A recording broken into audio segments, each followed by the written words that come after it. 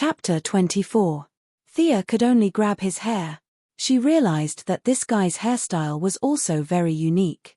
It looked like a trident on his head. There was a sharp protrusion in the middle of his head that looked like a Teletubby. There were 2 strands of hair on both sides that were stubbornly growing in reverse. Looking at the color of the hair, which was glowing green in the forest, Thea felt that there must be a lot of heavy metal in it. So sinister. You want to poison me? After carefully searching for a long time, she couldn't find a place to hit his head. This made Thea depressed. For her own safety, she could only change from karate to taekwondo. She kicked the back of his leg, causing him to kneel. She twisted her body and kicked his lower back. This time, Thea held back. If she kicked his spine directly, with her current strength, this Teletubby could only lie in bed for the rest of his life. Of course, this kick wasn't light either. It looked like she would have to remove his kidney and remove half of his spleen or something. After taking down a retard in 2 moves, the remaining 2 finally reacted. They shouted loudly and launched an attack. One of them was relatively well behaved. He just made a regular street fighting pose with his right fist raised high. He was just short of shouting, "Take my punch." The other one made Thea a little annoyed. He actually made a hugging posture and rushed over lecherously. This bastard was definitely up to no good. Thea was a little regretful that she started to throw arrows. This person would dirty her shoes. These were new shoes that she had just bought a few days ago. She dodged the well-behaved man. Under his incredulous gaze, she flew up and kicked the vulgar man on the right side of his face. Then, she kicked left and right. Finally, she shouted, "Go to hell." She raised her leg high and kicked the vulgar man's chin. Catcher. The strength of this kick was so great that the vulgar man's chin was probably completely broken. Even his neck and collarbone were affected to varying degrees. The last retard saw his 2 companions lying unconscious on the ground. His mush brain realized that it was dangerous for him to stay any longer. He quickly turned around and ran back the way he came. How could Thea let him run away? With such a big target with his back facing her, it would be a waste if she didn't shoot an arrow at him. It was a good opportunity to test out his archery skills during this period of time. He picked up the bow on the ground, drew the bow, and shot an arrow without aiming, relying on his perception. The speed of the arrow was extremely fast, like a flash of lightning in the jungle. This person did not do anything excessive, at least he did not disgust her. She wanted to teach him a lesson, so Thea aimed at his calf. If it was treated well, he would be able to walk with crutches in 3 months. Clap, clap, clap. Malcolm, still in his black arrow outfit, said in a hoarse voice, "Well done, it seems like you've learned almost everything I know. But why didn't you kill them? They're not good people. Aren't you afraid of them taking revenge on you in the future?" Ever since Thea guessed that he was going to test her, she had been thinking about this question. To kill or not to kill had always been the eternal theme of all kinds of Japanese romance novels. This theme could be discussed for 3 days and 3 nights. Most of the righteous people insisted on not killing, and the representative characters were Batman and the Flash.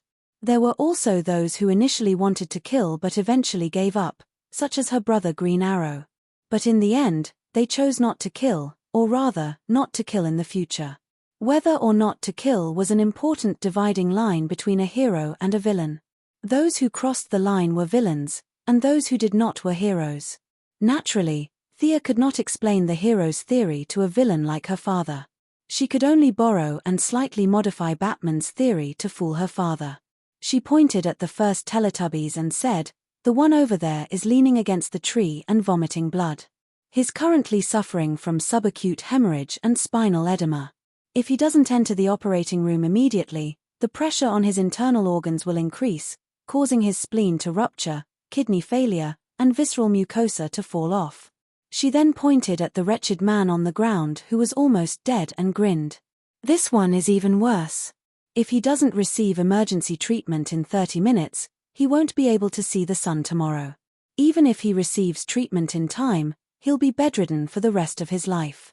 His central nervous system has been damaged, and without a major breakthrough in modern medicine, he can only be a cripple. And judging from the extent of the damage to his chin, he won't be able to speak for the rest of his life. As for the guy over there who I shot with an arrow, even if he recovers, he'll be a cripple for the rest of his life. The pressure on the nerves in his lower limbs will also cause multiple sclerosis. There are too many specific symptoms that can only be determined after medical treatment. Also, from the moment I found these three idiots, I was standing in the backlight. They didn't see my face. Judging from their attire, they don't seem to be equipped with high-definition cameras or infrared scanners. Thea said with a cold expression. Because of my decision today, their fates have been changed. Their original life trajectory might have turned over a new leaf and become good people, or they might have started a family and become ordinary people. It's neither good nor bad. But with my strong intervention, they're all crippled. Isn't this the magic of fate? Since all of you like to talk about fate, I'll talk about fate with you. Thea repackaged Batman's theory of beating the bad guys to death instead of killing them with the illusory concept of fate, instantly turning it into an evil version of a manifesto. She just didn't know if Master Bruce would beat her up. Marquez didn't expect his daughter to not only form her own worldview, but also have a guiding theory. For a moment, he was a little introspective. Could it be that he had been killing the wrong people all this time? Killing became a form of relief, and keeping them alive was a form of torture. Compared with his own experience, it did make sense. His wife was dead, but he had to suffer for 20 years. Thea was right. Then he thought about Robert and Oliver. They died just like that, leaving Moira and Thea in torment. So it could be like this. It seemed that not killing was more ruthless than killing. Although he hadn't fully understood his daughter's answer, he had already partially agreed with this conclusion. Thinking of another matter in the original plan, he decided to put aside the dispute and get down to business first. Whether what you said is right or wrong, it's your own opinion. This is very good. You asked me to train you, and I've already fulfilled your wish. Now, there's only one step left. Let me see the results of your training. Malcolm said as he pulled out his katana, pointed it diagonally to the ground, and slowly walked towards Thea. It seemed that tonight's exercise wasn't over yet. Looking at the way he was holding his katana, he wanted her to have a fair duel with him. What a joke, her biological father was much stronger than a hooligan. Thea didn't dare to be careless. She drew her bow and took the initiative to attack with her powerful perception. Chapter 25. Malcolm was getting more and more confused about his illegitimate daughter. His original plan was for the two of them to have a hearty battle, where he would defeat her with absolute superiority. This would make her realize her own shortcomings, and at the same time, keep her motivated to move forward. It was a perfect plan, so why did it change? When Thea's arrow came flying at him, Malcolm realized that he had made a huge mistake by not bringing his bow. He could only defend himself against ranged attacks. Wielding his sword with both hands, he kept deflecting the arrows, dodging and blocking them. Only after the rain of arrows had passed did he realize that Thea had disappeared. What the hell? Which one of us is trained by the Assassin League? Why are you trying to ambush me? Malcolm knew that Thea was still nearby, but his perception was not as good as hers, so he could only constantly change his footsteps to guard against possible attacks. The situation was slightly disadvantageous for him. He could only hope that his daughter was young and impatient. As long as she launched the first attack, he would be able to equalize the situation with his combat skills, or even defeat her. The two began to compete in patience. Sia was currently hiding behind a tree, silently looking at Malcolm's shoulders and feet. She did not dare to stare directly at him, because at their level, they would more or less have a conditioned reflex against hostile gazes. She roughly calculated Malcolm's perception range, and it should be about 8 meters. She was currently in a 15-meter range. In terms of perception, she was in a state of complete suppression. She circled around 20 meters behind him and shot an arrow from afar. With a flash of his sword, the arrow was cut in half. Malcolm quickly ran in the direction of the arrow, but when he got closer, he realized that Thea had disappeared again. No, I can't continue like this. I'm not young anymore. A few more rounds and I'll run out of energy. Malcolm turned around to retrieve his bow. As long as he had a bow and arrow, he would not be afraid of her harassment. He could even counter her arrows with arrows and suppress her. After all, Thea's archery skills were far inferior to his. How could Thea let him do as he wished? When he was only 3 steps away from the bow, she quickly shot out 2 more arrows. One of the arrows was aimed at the weapon on the ground. As long as he stretched out his hand, he would definitely be shot. The other arrow was aimed at the ground where he was currently standing. He couldn't move forward or stay where he was, he could only retreat. After that, the two of them played like a game. No matter which direction Malcolm ran in, Thea would always be able to find the shooting range first. Whoosh, whoosh, whoosh. 2 shots were fired, and Malcolm would have to obediently return to his starting position. Then, the cycle repeated itself. Malcolm was so angry that his teeth hurt. Where did they learn these tactics from? I just want to have a good fight, why is it so hard? After being forced to retreat for the 5th time, he had more or less grasped Thea's pattern. This time, he had to get the bow. Whoosh, whoosh. 2 sharp arrows were fired at him. Malcolm was highly focused. He quickly threw out the katana in his hand, deflecting the arrows that were aimed at the weapon pile. At the same time, he rolled forward and dodged the arrow that was aimed at him. He was secretly happy that he had the bow. Now, all he had to do was counterattack, and the situation would be completely reverse. Just as he was thinking about this, he suddenly felt a presence locking onto him. What's going on? He quickly turned around and saw Thea approaching him at lightning speed. It was as if she was gliding. Ah! Thea shouted. She had never felt so good before. It was as if every cell in her body was cheering. With a dagger in her left hand and a katana in her right, she pounced on Malcolm like a cheetah. Why did she suddenly give up on long-range attacks and fight him in close combat? Malcolm quickly realized that he had made a low-level mistake. She had run out of arrows. He had forgotten to calculate the number of arrows. He only thought that she could continue shooting. This also explained why she maintained such a high rate of fire. She was exerting psychological pressure on him so that he would not be able to calculate the number of arrows. After shooting the last arrow, she did not even look at the result before rushing out with all her might. This was similar to sprinting, where the sprinter was able to cover a large distance ahead of the normal starting point. Thea was currently in this state. When she was within 10 meters of the two of them, Malcolm realized that he had been tricked. What was even more tragic was that he had miscalculated and thrown his katana away. Looking at the katana that was stuck in a tree trunk in the distance, Malcolm felt that the katana was mocking him. Damn it! He had made so many stupid moves today. Was he really getting old? Old age aside, Thea was already in front of him like a gust of wind. The dagger in her left hand stabbed straight at him and the katana in her right hand slashed diagonally. Was he supposed to use the bow to block? A recurve bow was tough. It was not that it could not be blocked, but it was not convenient to use. Furthermore, the bow was not lethal. He wanted to draw an arrow and force Thea to retreat, but he could not find the opportunity. Every dog has its day. He had hoped that the two of them would fight in close combat, but when it was time to fight, he realized that he had already thrown his katana away. How could the word miserable describe it?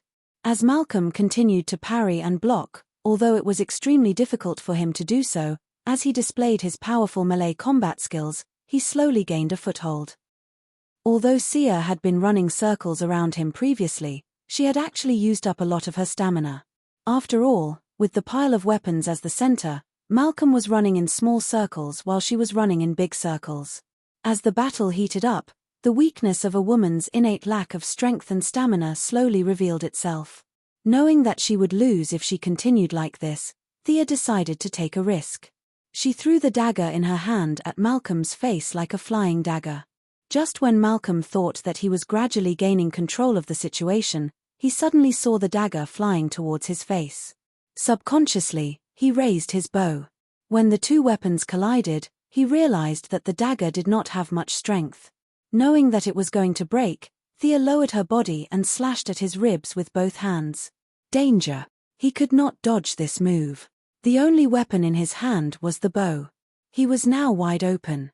In the face of this ruthless move, he could only twist his waist and try to reduce the damage caused by the blade. At the same time, he threw away the bow with his right hand and used the force of twisting his waist to punch Thea in the face with his left hand. With a muffled thud, Thea was knocked back 2 steps. Blood flowed down from the corner of her mouth. She didn't pay attention to her injury at all. Instead, she carefully observed the result of her battle and smiled proudly. "Ha! Black Arrow, you're injured. The wound looks about 10 centimeters long. Can you still use the strength of your waist? Can you still run at full speed? You told me before that it's better to hurt your legs than to hurt your waist. You've always wanted me to beat the enemy until they lost their mobility. That's not wrong, but do you still think so now? That's so unfair. I didn't say that. How could a former billionaire say something like that?" Ninja Master said that. There was no need to mention how depressed Malcolm was right now. He was injured. He was injured by his daughter, whom he had been learning from for half a year. Given his personality, he would not say that he was not a man who relied on schemes and tricks. Although he was a little aggrieved, he was full of pride. Ninja Master was DC's #1 gardener. The one he taught was not bad either. Chapter 26. It seemed that the two were once again in a state of chess, but the situation was completely different from before. Malcolm was currently unarmed and could only attack with punches and kicks, which he was not good at. Furthermore, his waist had been hit, which affected his overall speed and strength. Thea was also hit by a punch. Half of her face was swollen, and blood was dripping down her chin, leaving a small pool on the ground. It looked terrible, but it was actually bleeding from the mouth, which had little impact on her combat effectiveness. Furthermore, she was now armed with a katana, so she had a good chance of winning against Malcolm. Thea held the katana above her head with both hands and slowly approached Malcolm. This was the starting stance of Italian swordsmanship. It was about not moving, but when it moved, it was about striking like a thunderbolt. Although the rule was to use a two-handed sword, a katana could also be used. Malcolm stared at his daughter's shoulder as she approached. If he was in good condition, he might be able to block the attack with his bare hands. But now, his ribs were aching.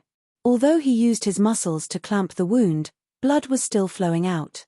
In just a short while, his pants were already stained red. He decided to attack. But he could not rush forward recklessly. He used a little trick, pretending to charge forward. Thea fell for it, and slashed her katana at his shoulder like a thunderbolt. But she did not expect that Malcolm would immediately twist his waist and take a step to the side. He walked to Thea's right hand and hit her wrist with all his might. The attack could not be taken back. Thea had also experienced Malcolm's frustration when he had used up all his moves. She could only abandon her saber and turn around to defend against the incoming punch. But in order to prevent her weapon from being used by Malcolm, she finally exerted a little force and threw her saber out of the battle circle. Then, the two began to exchange punches and kicks. Punches and kicks had always been the focus of her training. Both of them were able to maintain a stalemate, let alone now. Her initial plan was to use her strength to attack his weakness. Now, she had achieved her goal. As for the daily training, why not have a fair battle between knights? Thea could only say sorry. I'm a woman. I can't be a knight. There is only one Artoria. That was definitely not him. As Thea unleashed her full power, Malcolm could only barely defend himself. The wound under his ribs could no longer be clamped shut due to the force exerted. Blood gushed out like a fountain. He knew that he was going to lose. If this was a battle of life and death, he might have been able to take Thea down with him, but there was no need to do so now. He jumped out of the battle circle and gestured for her to stop. He said in a hoarse voice, "Very good. I've taught you everything I can. I hope you don't waste your talent. You can leave now. Don't come looking for me again." Thea looked at his wound and knew that it was just a flesh wound. With so many ancient secret recipes that he had stolen from the ninja masters, he would be able to recover after taking a few medicines. At the same time, he sighed in his heart. Our beginner class can be considered to have graduated, right? He bowed slightly and said, "Thank you for your guidance. I will always remember these 100 days. Thank you." After that, he picked up his weapon and walked out of the forest. What? What about the 3 idiots on the ground? It was good enough that he didn't kill them. Did they expect him to call for a doctor to save them? Master Batman had always beaten people half to death and hung them in front of the police station. When had he ever called for a doctor? According to the universal values here, it was their fate to live or die. Malcolm's straightened body bent a little as he watched his daughter leave. What an unfilial daughter. It hurts so much. He took off his coat and wrapped it around his waist. He would have to go back and deal with it later. At the same time, he whispered into the darkness of the forest, "Ma'am, what do you think of my disciple? It should fit your requirements, right? Are you interested in my proposal?" He was stunned for half a minute. The surroundings were quiet, and the unknown birds in the trees were looking at him from afar. Only then did Malcolm realize that he had embarrassed himself. Damn it. Why didn't you tell me you were leaving? I hate this group of people who suppress me the most. Not to mention Malcolm, who went home alone to recuperate. Sia was also rubbing her cheeks and cursing her father in her mind. That punch was too hard. She wondered if it would affect her beautiful face. Even if you hit someone, you shouldn't hit their face, let alone the face of a beautiful woman like her. This old man deserved to be a bachelor for the rest of his life. At the same time, she was excited about her blood boiling during the battle. Although her father's words were harsh, she was indeed a natural warrior. Even after the battle ended, she was still immersed in that state. Although there was no instrument to measure it, she could feel that her blood was flowing 20% faster than usual. Just as she was about to slow down her heartbeat to return to normal, she unexpectedly felt something strange. She pulled out her knife and looked behind her. "Who's there? Come out." Very sharp indeed. The person spoke in a strange tone, as if she was a foreigner. Of course, the foreigner here referred to people outside the United States. As the person gradually walked out of the shadows, Thea realized that it was a woman. The woman under the shade of the tree had long black hair that reached her waist. Her eyes were very bright, flashing with a burst of light. She was wearing a long black windbreaker and dark leather pants. She looked at him like a sharp sword. Thea, who thought that she knew the plot well, was a little dumbfounded. Who was this? Judging by her amazing aura, she definitely wasn't a nobody. Thea was in a bad state, and she couldn't fight with her anymore. Thea was a little wary. "Who are you? What do you want from me?" "You can call me Siva or Madam Siva. Originally, I was asked by someone to teach you more fighting skills. But after watching your fight just now, I admire you for being able to force your opponent to a draw even when your strength, experience, and technique are inferior to your opponent. You are a very good person. Are you willing to be my disciple?" The mysterious woman spoke in a strange foreign accent. "Madam Siva? Which village did this person come from?" Thea could only be sure that she wasn't a character from Green Arrow Lightning. Judging from her aura, it was as if she was looking at a sword. But she didn't look like a superpower. Could it be that she came from Gotham next door? She heard that she was asked by someone. This was easy to guess. Other than Old Ma, there couldn't be anyone else. Felicity couldn't have found someone to teach her, right? Should she accept? This woman gave off the feeling of ice, coldness, and destruction. None of these words were synonymous with helping others. This person was definitely not a righteous hero. Was she going to accept the teachings of a villain? After thinking about it, it wasn't a big deal. Old Ma is also a villain, and he taught me well, didn't he? But there were still some questions that she had to clarify. "What are you going to teach me? You have a good foundation. I want to teach you the essence of fighting and train your senses," Madam Siva said casually. She wondered if Old Ma would be so angry that his blood pressure would rise if he heard this. His teachings were just a foundation in her eyes. Are you better than him? Thea was a little interested in this woman. Chapter 27. Thea thought about it carefully. Since she had nothing to lose, she decided to learn from her for a while. Besides, it was always more convenient to have a female teacher. Although she did not care about trifles, it was too awkward to learn from her father. She nodded valiantly and said, "Yes, Ma'am, I'm willing to learn from you." "Very good. Find me at this address tomorrow morning." I'll give you this bottle of medicine too. It will reduce the swelling quickly. Ms. Siver's expression was a little strange. She handed Thea a note and a bottle of medicine and disappeared with a whoosh. At this moment, the only thing that echoed in Thea's mind was the sentence, "It will reduce the swelling quickly." My face is swollen. She touched it and said, "Ouch." It hurt, but the feeling on her hand proved that it was swollen. Her image was completely ruined. Her valiant tone just now coupled with her image was so stupid. She could not go home looking like this. Moira was going to go crazy if she saw this. She could only find a place where no one was around and apply the ointment on her face. She hoped that this miracle medicine would reduce the swelling. After waiting for 10 minutes, she knew that she was overthinking. There might be a miracle medicine, but it was definitely not the one in her hand. Her face was still burning with pain. It seemed that she could only stay at Felicity's house for a night. She just hoped that she would not be too curious. But how could that be? Whoa. Thea, what happened to you? Did you meet a bad guy? Do you want to take some medicine? What if you have? Felicity was as kind as always. When she saw Thea's dirty face, ragged clothes, and swollen face, she immediately came up with a lot of scenarios in her mind. She was so anxious that tears came out of her eyes. At first, Thea felt that her friend was concerned about her and her heart was warm. However, the more she listened, the more she felt that something was wrong. Why would I take medicine? What's wrong with me? She patted her friend's head angrily and said, "What are you thinking? I fell while practicing martial arts." Thea and Felicity had talked about practicing martial arts. After all, they were now in a team. She knew that Felicity was a hacker and Felicity knew that she was practicing martial arts. Both of them were relieved.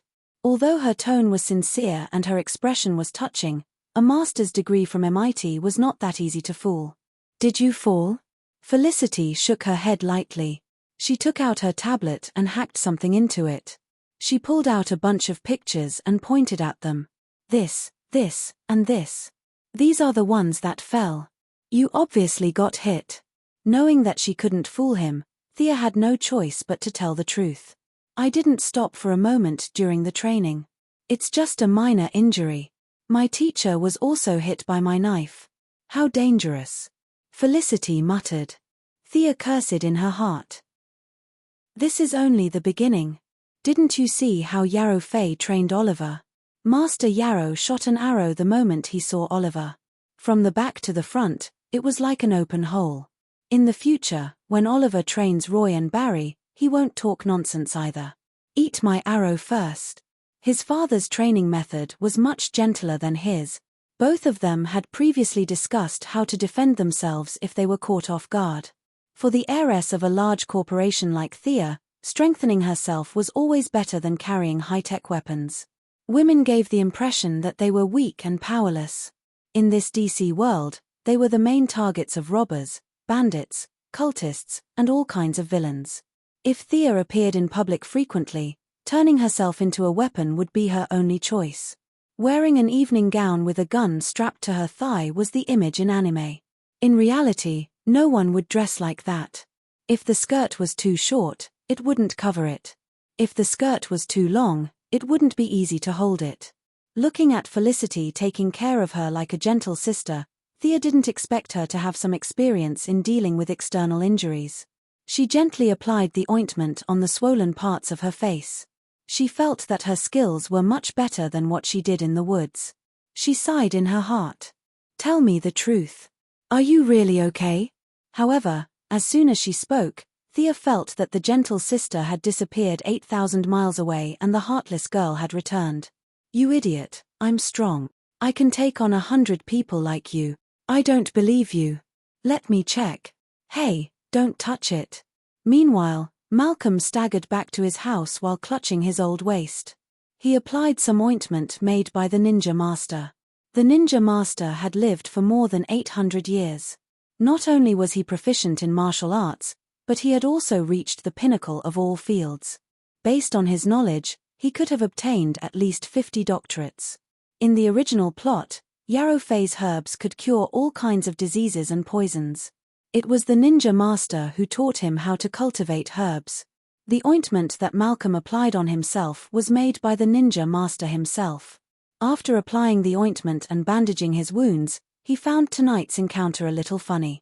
He wanted to spar with Thea to keep her motivated, but he didn't expect her to bleed all over the floor. However, he was still very proud of his daughter's ruthlessness. He didn't know that Thea's face was swollen and she was about to stab him in the back. That was how he got the wrong impression. He unintentionally glanced at the table and found a note. "I agree to your request. Remember to transfer the money as promised." There was no signature. Malcolm sneered and tore the note into shreds. This woman was obsessed with money. She had earth-shattering martial arts skills, but she was reduced to a slave to money. What a joke. However, when he thought about how she was able to approach him without him noticing, he knew that her strength was unfathomable. Since Thea was taught by her, he felt relieved. His daughter's matter could come to an end. With her current wisdom and martial arts skills, it was not that there were no people who could bully her, but there were definitely not many of them. Should he be more concerned about his son? When he thought about how Tommy still didn't know about Thea's situation, he felt frustrated. What would his son think of him if he knew that he cheated on him during marriage? He would despise him even more. If he told him the truth, their father and son relationship would be completely broken. Sigh, he couldn't say it. During training, he also learned about Thea's thoughts. His daughter learned martial arts to deal with unexpected situations. Although Malcolm controlled the underground forces of Star City, he didn't implement a militarized management. There were a lot of idiots every year, especially this year. What if one day, a few idiots jumped out and wanted to make a fortune? Although his young and beautiful daughter was definitely the first choice, it was hard to guarantee that no one would target his son. It would be a big joke if the son of a gangster was kidnapped by someone who didn't know the truth. Looking at the black bow and black arrow hanging on the wall, Malcolm thought that he should give his son a chance. He pulled up the monitor and found that his luck had improved since he was slashed by his daughter. Tommy was walking in from the door. He immediately asked the butler to call him over. "Old man, what's wrong with you? Are you going to restore my bank card?" Tommy didn't know what was wrong. He thought that he had been doing well recently and could be restored to his former glory. For a moment, his heart was beating fast. "As my only heir, don't you think it's dangerous for you to stay in the slums with Laurel every day?" Malcolm always felt that he wasn't on the same channel as his son. He planned to talk to him nicely, but the tone of his first sentence was a bit unfriendly. Hearing this, Tommy was depressed. "I'm in danger. I'm poor and I take the bus every day. Who would be so blind as to catch me?" Oh, this was so reasonable that Malcolm didn't know what to say. In order to ease the relationship, he had to take a step back. "I'll restore your bank card tomorrow. Can you listen to me carefully?" Chapter 28. Tommy had been feeling terrible lately. He had to take the bus and squeeze into the subway. Due to his lack of money, he didn't even dare to go out with his old friends. He could only call them and pretend to be sick. When he heard that he could get his pocket money back, he immediately became energetic. He even poured a glass of water for his father and sat down obediently, indicating that he could speak now. Malcolm almost choked on his anger when he saw his son looking at him with a smile on his face. He calmed himself down and said in a low voice, "What would you do if you met the kidnappers? Have you thought about this? What about your bodyguards? You don't owe them money, do you?" Tommy wondered why Malcolm would ask such a question out of the blue. This was the difference between them, Malcolm thought to himself. Although Sia was overthinking things, it was always good to be cautious. He could take on 10 bodyguards at once, but he couldn't say that for the time being. If you're with Laurel, you don't want bodyguards following you around 24 hours a day, do you? Of course. No one would be happy if their bodyguards were watching them while they were doing sports. Tommy lowered his head and thought for a moment. He wasn't stupid. In fact, he was very smart. He knew that his father was implying something. Biting his lip, he asked, "What are you trying to say? You need to be able to protect yourself at any time, anywhere. You want me to carry a weapon with me?" Tommy thought that he understood what his father meant. No, you need to be trained. Malcolm shook his head and said solemnly. Ha ha, Tommy laughed. Seeing that Malcolm was not joking, he became serious. You're not joking? You want me to go through combat training? Like the special forces? Old Ma didn't answer his question. Previously, they hadn't talked much. Today, he had analyzed his son's current psychological state and understood his weakness. Things were much easier now. You also want to protect Laurel when the crisis comes, right?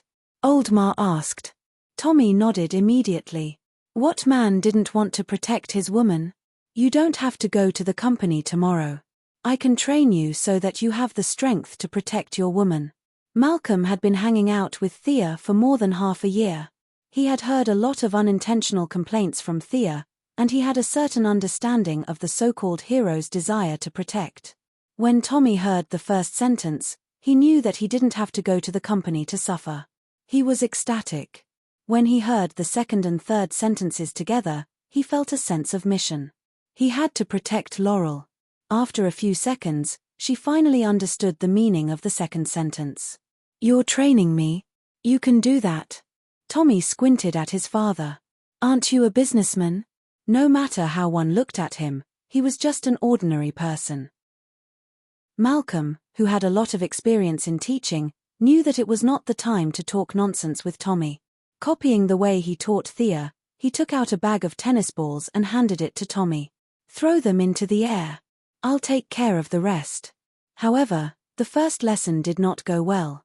Tommy did not think at all. He was still thinking about the fact that his father knew martial arts. He still held the tennis ball, but he threw the whole bag out. Looking at the tennis balls flying all over the sky, how the hell am I supposed to shoot? Old Ma's heart was on the verge of breaking down. He could only continue to order, pick it up. Throw them one by one. Tommy was stunned by Old Ma's superb shooting skills. When Old Ma asked him if he wanted to learn, Tommy asked the question that Oliver wanted to ask when they were on the deserted island a while ago. Why don't you use a pistol? Malcolm now understood how Yarrow Fei felt. Why was he so stubborn? Look at his daughter, she didn't have so much nonsense to say. He wanted to say that a pistol was useless against him, but he was not Thea. His perception was not good enough. Besides, he was old. A pistol at close range could still cause damage to him. He could only quote the ninja master, "A pistol is a tool for the weak." He regretted it as soon as he said it. He should not have said it. Looking at Tommy's expression, he knew that he did not understand the meaning of his words at all. He could only explain, after my training, you can effectively dodge bullets, or make a move to dodge the moment the gunman raises his gun. As if listening to a fairy tale, Tommy asked, "Can you do it?" What else could Malcolm say? He could only brace himself and say yes, I can do it. At the same time, he muttered in his heart. What if Tommy asked him to try it out? Should he say that he was injured and could not perform at his usual level? Although Tommy was curious, he did not have the conscience to let his father try it out. He nodded and said, "All right, I'll believe you for now. How do you train? Where do you train?" Malcolm thought about it for a while. Forget it, he decided to continue as usual. The lessons in the forest could not be stopped. He would return to his position as a teacher and teach another batch of student. Although it was the same student every time, seeing that it was still early, he dragged Tommy to the forest. The place was still the same, the smell was still the same, but the two people were not the same. Malcolm, who thought that he had some experience in teaching, copied what he taught Thea. 5 minutes later, he regretted it. Tommy's intellect was fine and his mind was sharp. However, his innate talent was worrying. To put it bluntly, he had no talent at all. He was just an ordinary person. With almost no talent, coupled with years of partying in nightclubs, his body was extremely dull, let alone his senses. If Malcolm's innate talent was the starting point, Thea would be the first 10 miles, and Tommy would be the last 10. They were both his children. How could there be such a huge difference in their qualities? For the entire night, Malcolm accompanied Tommy to focus on the 10-meter target in front of him. If he remembered correctly, Thea was able to hit the target with one arrow and move on to the next lesson. Malcolm had spent 3 days training in Nandabat, but he was already a middle-aged man. Tommy, on the other hand, was only 20 years old. Fortunately, Tommy had a tenacious character. If he could not do it well, he would do it with all his might. This allowed Malcolm to understand his son a little better. As the father-son teaching deepened, their relationship warmed up a little. Tommy was no longer so against him.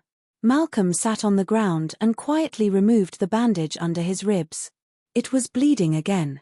Tommy was about to say something when he saw his father's abdomen covered in blood. He was shocked. "What happened to you? Are you all right?" Seeing that his son was so concerned about him, Malcolm felt that the stab was worth it. However, he could not tell Tommy that it was his sister who did it. Otherwise, there would be no end to the explanation. Instead, he came up with a lie. "Recently, there's an underground force in Star City. I was investigating them and got hurt." Tommy did not know that his father was talking about himself. He only felt that it made perfect sense for his father to ask him to practice martial arts tonight. He was investigating something in secret and was discovered. So, he wanted to practice martial arts on his own because he did not want to implicate Tommy. It turned out that his father was an unknown hero. He said solemnly, "Don't worry, I'll be careful. I'll find the person who hurt you." Chapter 29. Thea still did not know that Malcolm's little classroom had continued to enroll students, and that her father had lied to her in order to find an excuse for her injury. She was walking steadily on the mountain road. That beautiful lady with long, straight black hair really knew how to find a place. This place was even more remote than the previous grove. Fortunately, Thea had woken up an hour earlier, or else she would have been late. She observed the surrounding environment. The vegetation was lush, and the sound of running water could be heard in the distance. This place could be described as picturesque. It seemed that it took a lot of effort to find this place in the vicinity of a heavy industrial city like Star City, which had been tormented by the Quinn family's steel industry. Compared to the dark grove of Old Ma, this place was much more pleasing to the eye. She had passed the entrance exam and entered a new class, right? Could this be the legendary Junior Ascension? She expanded her perception to the maximum and soon found that the lady was standing not far away, with her back facing Thea. Madame Siva had her hands behind her back, and her black waist-length hair was like a lingering cloud being blown by the wind in the valley. For a moment, Thea, who was also a girl, was a little dazed. But she was immediately awakened by Madame Siva's imposing and elegant manner. She recited a poem in Chinese with a strange accent. "The white sun shines on the mountain." Plop. Thea almost lost her footing and fell down. In such a good environment, she should have recited something like "Smoke locks the willows on the pond" or something. Why did she recite a poem that even elementary school students knew? "Your cold temperament and long hair are all gone, you know." She lowered her eyes and replied in Chinese, "The yellow river flows into the sea." "Yo, little Thea, I didn't expect you to know Chinese." Amazing. Madame Siva did not expect her to know Chinese. It was as if a wanderer who had been away from home for many years had returned to her hometown. Thea resisted the urge to give her a tongue twister and nodded solemnly. She meant that they should stop talking nonsense and start the class officially. Madame Siva was very satisfied with her expression. She was neither arrogant nor rash. She was unfazed by favor or humiliation. "What an interesting little girl. Since you are learning from me, we are fated to meet. You know my name. You seem to be proficient in Chinese. That's great. I am from China. My Chinese name is Sandra Wu Shan. Siva is a nickname given to me by the Indians." The woman with long black hair introduced herself calmly. However, her words shocked Thea. What kind of Chinese name was that? "Call the local police here. You were too irresponsible during the registration. Your bonus for that month will be deducted." Thea decided to ignore this so-called Chinese name. In the future, she would just call her Madame Siva. It was catchy and easy to remember. It was similar to her name, which was also of the She generation. Madame Siva did not know that she was complaining in her heart. She said calmly, I saw your fight last night. I have to say that you are very smart to be able to defeat someone stronger than you. However, it is far from enough. You didn't give full play to your advantages. Do you know where your advantages are? Thea would not have been able to answer this question half a year ago. However, she was aware of her own abnormalities now. My perception. But I think I have done my best. Please teach me. Very good. You can recognize your own strengths and weaknesses. You have surpassed 90% of the people in the world. I appreciate you more and more. She gave Thea a smile, but it was a cold smile. Perception. Black Arrow should have told you about it. I will tell you again with my own experience. Everyone has perception, more or less. Animals in the natural world can predict earthquakes and volcanic eruptions. They all rely on the early warning of perception. However, human beings live in this chaotic environment. Everyone's perception has been degraded to varying degrees. Only by returning to nature can one realize this talent again. Thea nodded. Old Ma had said something similar, but it could also be that he repeated the ninja master's words to her. He was more focused on returning to himself, while Siva emphasized returning to nature. This might be the fundamental difference between the two martial arts masters.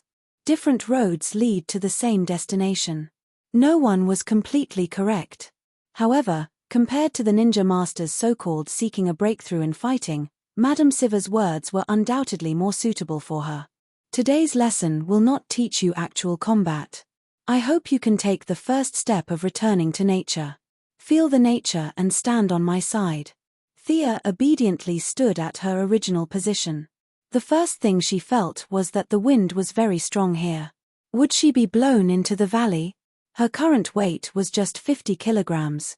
Close your eyes and carefully feel the sound of the wind. Madame Siva took out a cloth and wrapped her eyes. The sound of the wind. Once people lost their light, they would immediately fall into chaos. Thea took a while to react. The training had already begun. She listened attentively for a while. South wind, about level 3. The wind speed is at most level 4. Others, there are some birds, but I can't tell what kind of birds they are. Not bad. Your aptitude is indeed extraordinary. I divided the perceptual training into 4 stages. The first stage, listening to the wind. The second stage, singing birds. Now we are entering the third stage, singing insects. Now, sit down and take off your clothes. What did this mean? Why did she have to take off her clothes? Was she going to practice some kind of evil art? Thea's mind automatically flashed with the scene of Yang Guo and Xiao Longnu practicing in the flowers. Would a Yin Jiping jump out later? Don't be in a daze. Hurry up and take it off. Siva didn't know that she was in a dilemma and urged her. Anyway, this person was also a woman. Take it off. She took off her coat with trembling hands. Why are you so shy? Are you more conservative than Asians? Siva saw that her hands were trembling as if she had Parkinson's disease. She was a little curious. You are prejudiced. What's wrong with Asians? This is a personality problem. Sia kept her eyes closed and did not say anything. Now, she could not help but retort. Asians also had their bold and unrestrained side, especially those young girls from the Foot Basin country. What was there to write about their bodies? It had nothing to do with the region. Madame Siva's cold face was amused for the first time. Okay. A personality problem. Hey, I didn't ask you to take off your underwear, did I? What? Why didn't you say so earlier? Thea quickly put it back on. This woman looked serious, but she was actually a bad girl. At this time, Thea missed her father's lessons in the woods. Although it was dark, the heart was bright. Although there were birds and flowers, it was easy to be led astray. After this unexpected episode, the serious atmosphere between the two disappeared. Instead, there was a sense of intimacy. Madame Siva didn't continue to stand like a javelin. She found a tree stump and sat down to watch from afar. It was so cold. She took off her coat and covered her eyes. When the wind blew, the coolness from her skin immediately washed away her mental perception. Her brain was full of cold signals. She couldn't feel the chirping of insects or birds anymore. Chapter 30. Although her body was freezing, her mind was becoming clearer and clearer. No matter how low her IQ was, she could still understand the purpose of this training. She had always thought that she had trained her perception well, but today, she had shown her true form under external stimulation. Would the same situation happen the next time she was attacked by external interference? Her foundation was still not solid enough. After understanding the purpose of this training, Thea adjusted her attitude. Since she was a woman, she would not lose anything if she looked at her. She would just treat it as if she was at the beach. She tried her best not to think about the cold wind blowing on her skin and focused on exploring her surroundings. She did not know if it was because she was numb from the cold or because she had improved, but she could vaguely feel that her surroundings had quietened down. The intermittent chirping of birds became clearer. After some time, she heard Madame Siva's voice. "Cat." A gust of wind blew. Thea determined the direction and caught it. It seemed to be a wooden stick. "Come, let's see how much you understand. Attack me." Thea had a general understanding of this unconventional training method. She did not dare to take off her blindfold as she was afraid that the mood she maintained would disappear. She closed her eyes to block out the noise around her and tried to sense her position. She slowly approached her. When she felt that she was only 3 steps away, she fiercely struck her with the stick. As expected, Madame Siva blocked the strike and hit her left shoulder with a backhand. "Not bad, you can be faster. There are still flaws on your left side." Again. Slap. "Your right hand is too high." Again. Slap. Slap. "Move faster." Again. This woman was too violent. Thea gritted her teeth in hatred. She felt that she had never been beaten so many times in her life. The pride she had when she fought Malcolm to a draw was gone in an instant. However, for the sake of her path of self-improvement, she tried her best to persevere and constantly adjusted her attacking posture. After being beaten for an unknown period of time, Madame Siva's voice sounded like it came from heaven. "That's all for today. Take off your blindfold. I'll apply medicine for you." Leaning on the baton, he slowly pulled down his blindfold. It was as if he had returned from hell to the mortal world. For a moment, he felt that his surroundings were so beautiful. In anime and movies, the blind swordsmen would all appear extremely powerful. Their poses were cool and handsome, but it was all a lie. Massage was the only way out for the blind. Why would he practice swordsmanship for no reason? He touched his body. There were bruises all over his body, and he was numb. He did not feel cold. He felt pain everywhere, and there was no place that did not hurt. This elementary class was much more difficult than the previous ones. In order to stand out, what else could he do? He had to persevere. "Sit tight, I'll apply some medicine for you." While she was in a daze, she saw Madame Siva pouring some medicine into her hands. She rubbed her hands together and was about to apply it on her shoulders. What are you doing?" Thea didn't know why she was so nervous. She only felt that she should stop her. "I'm applying medicine for you. You can't apply it on many parts of your body. Stop talking nonsense and behave yourself." Siva didn't know why this little girl was always so shy. She just thought that the two of them were not familiar with each other, so she didn't care. Numb and hot, Thea only felt that her hands were magical. They kept moving around her body, as if there were thousands of ants running through her blood vessels and bones. It would be a lie to say that she was uncomfortable, but she really felt embarrassed. She suppressed the pleasure in her heart and was afraid that she would cry out. Her little face was red. After applying the ointment all over her body and patting it, Thea was already sweating profusely. She didn't know if this was the process in the original tutorial or the result of her imagination. Her skin's sensitivity to the environment had greatly improved. It was like a cicada sensing the wind before the wind blew. "Your progress is much faster than I expected. Let's not practice perception today. Come and fight with me." Siva massaged Thea for a while. She was also a little hot. She felt that today's teaching mission was almost completed. She wanted to see how much Thea's combat skills had improved. Thea didn't mind. Although the hope was slim, she might be able to take revenge for the beating just now. Now that her whole body was hot, she didn't rush to put on her coat. She picked up the stick and rushed forward. The two girls quickly stood up fiercely. Thea was suppressing a wicked fire in her heart. She felt that her whole body was full of strength. Using this mysterious feeling, she used the moves that she used in the past. For a moment, Madame Siva, who was unprepared, kept retreating. This is so good. Thea Quinn, you are qualified to be my opponent. Madame Siva jumped out of the circle. She took off the long windbreaker on her body, revealing the tight red vest inside. The streamlined muscles on her arms faintly bulged. Her flat stomach also showed a beautiful mermaid's line.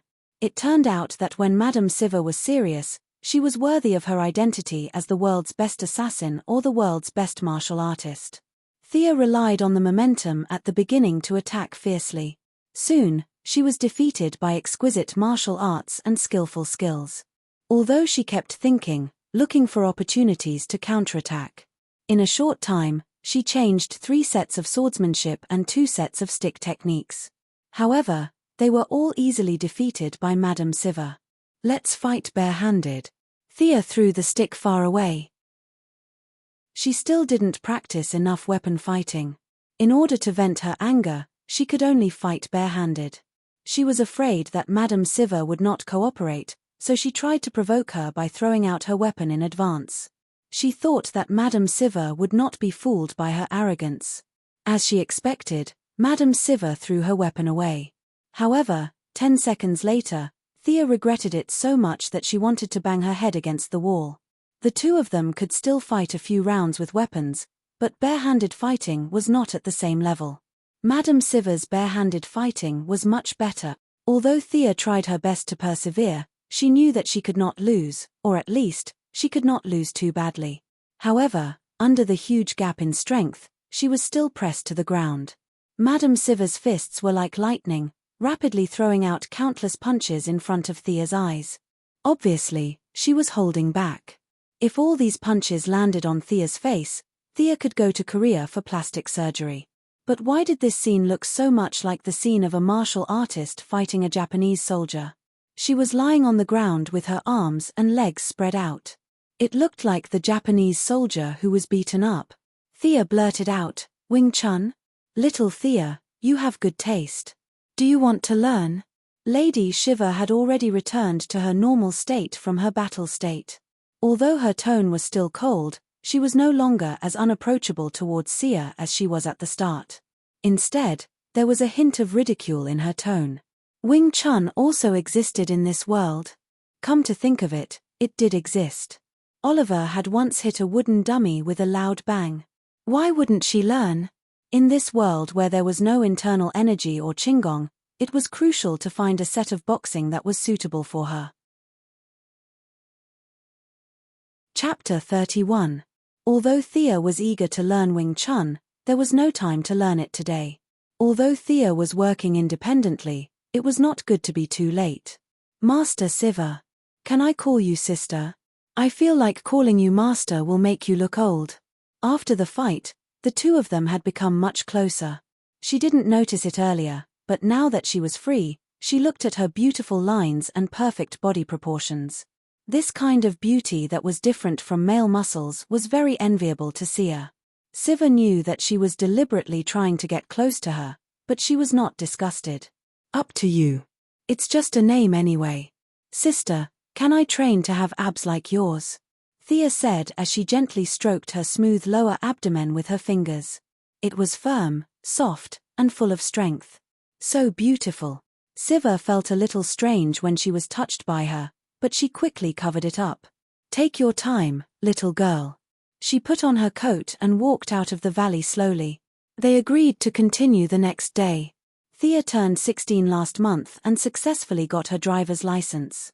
However, she had not decided on a car yet. She just randomly picked a Ford from the company. On the way back to the base, Thea felt that there were all kinds of noises around her. No wonder Madame Siva always went deep into the mountains and forests.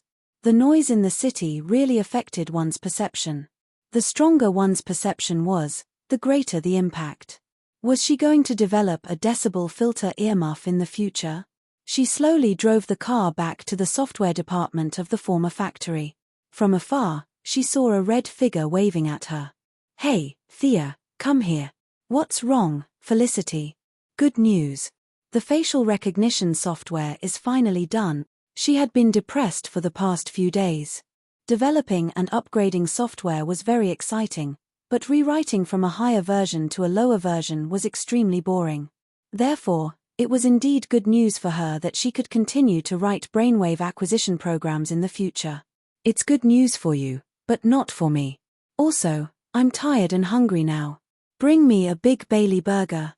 We'll talk about the rest when I wake up."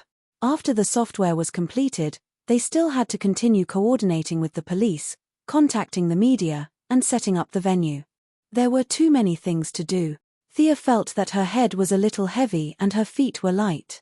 She sent Felicity away with a few words, closed the door, and fell asleep on the guest sofa. He had a good sleep. Outside the window, the sun was still shining. Other people were so busy that they were sprawled all over the place. It was really a kind of joy and happiness to be able to sleep in a corner. Looking at the time, it was almost noon. He casually ate a few mouthfuls of hamburger with plain water. In order to have perfect abs as soon as possible, he did not dare to drink cola now. He grabbed Felicity and went straight to the police station. Why were they going to the police station for lunch? Thea took advantage of the time when they were about to have a meal, so she could drag them out for a meal and exchange their feelings. These were all advanced experiences brought over from her previous life. When they arrived at the police station, they found Detective Lance waiting for his lunchbox. "Sir, you don't have to wait."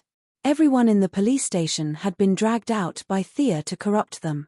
She had enough food and alcohol, and it was all covered by the Quinn Corporation anyway. As for whether drinking would affect the situation in the afternoon, she did not care. During the meal, Thea proposed to set up a special fund for police officers. Every officer would be able to draw a monthly allowance from the fund according to their length of service. Nowadays, the focus of society was on the sacrificed police officers. In fact, they did not know that the living were the most important. Reality proved that although the American police had many problems, such as collusion with gangs and racism, due to the proliferation of guns, the work pressure was very high. It was not a coincidence that they went to work happily in the morning and came back at night with a small box. Many police officers who could persevere were filled with a sense of justice, especially in this world where villains and aliens were everywhere. It was the most dangerous job in the world. Many citizens didn't understand why they had to do such a dangerous job. They all thought that the police were incompetent, which was why the city was so chaotic. Some of the citizens decided to stand up and fight against evil, but in the process of strengthening their bodies, some changed their minds and forgot their original intentions. They went from one extreme to another, and the vicious cycle naturally made the city darker and darker. In his 20 years as a detective, Lance had seen a lot of people who were determined to fight against gangs when they were young, but ended up being involved for various reasons. However, he was too insignificant to do anything about it. No matter what Thea's purpose was, he was very touched that she could change the current state of the police. Both sides were very satisfied. Although it wasn't to the point of kowtowing, it seemed that no one would arrest Thea for speeding and illegally stopping her car in Star City. Back at the police station, Felicity and the technicians worked together to install facial recognition software. Under the cross-comparison algorithm, they found the two fugitives who had been on the run for a long time in less than 10 minutes. Although the two had changed their faces, their facial features and body movements were still captured by the computer. The two fugitives were caught without any suspense, which shocked the whole police station. Usually, it would be impossible to catch such fugitives without 10 days to half a month of investigation. The lieutenant, who had always been elusive, appeared out of nowhere and praised the Quinn Group's move, thinking that it was another powerful proof of cooperation between the police and the public. He also said that he would inform the higher-ups of the police to attend the signing ceremony, and that the media would be notified by the Quinn Group. When they left the police station, Thea asked Felicity if she knew anyone from the media. Felicity said that she was a hacker and had hacked the computers of those media people before. She had done things like changing speeches and turning the screen black during live broadcasts, but she had never seen any of them. Hearing that Thea was going to meet a few media people, although they didn't know her, they still felt guilty and said that it was better for her to go by herself. After saying that, they ran away. After being abandoned by her unscrupulous comrades, Thea could only think of a way by herself. Although it was convenient to ask Moira or Old Ma for help, she always felt that it was not a big deal. Using their connections was like using a butcher's knife to kill a chicken. Looking through the phone book, Thea could not help but sigh.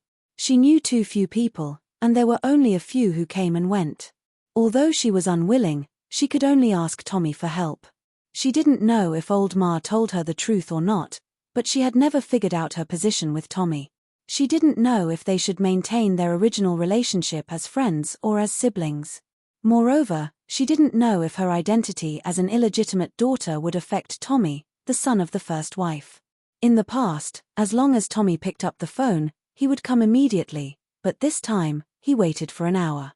Just when Thea was wondering if he knew the truth and broke up with her, young Master Tommy, wearing sunglasses and holding a cane, walked in front of her like Daredevil.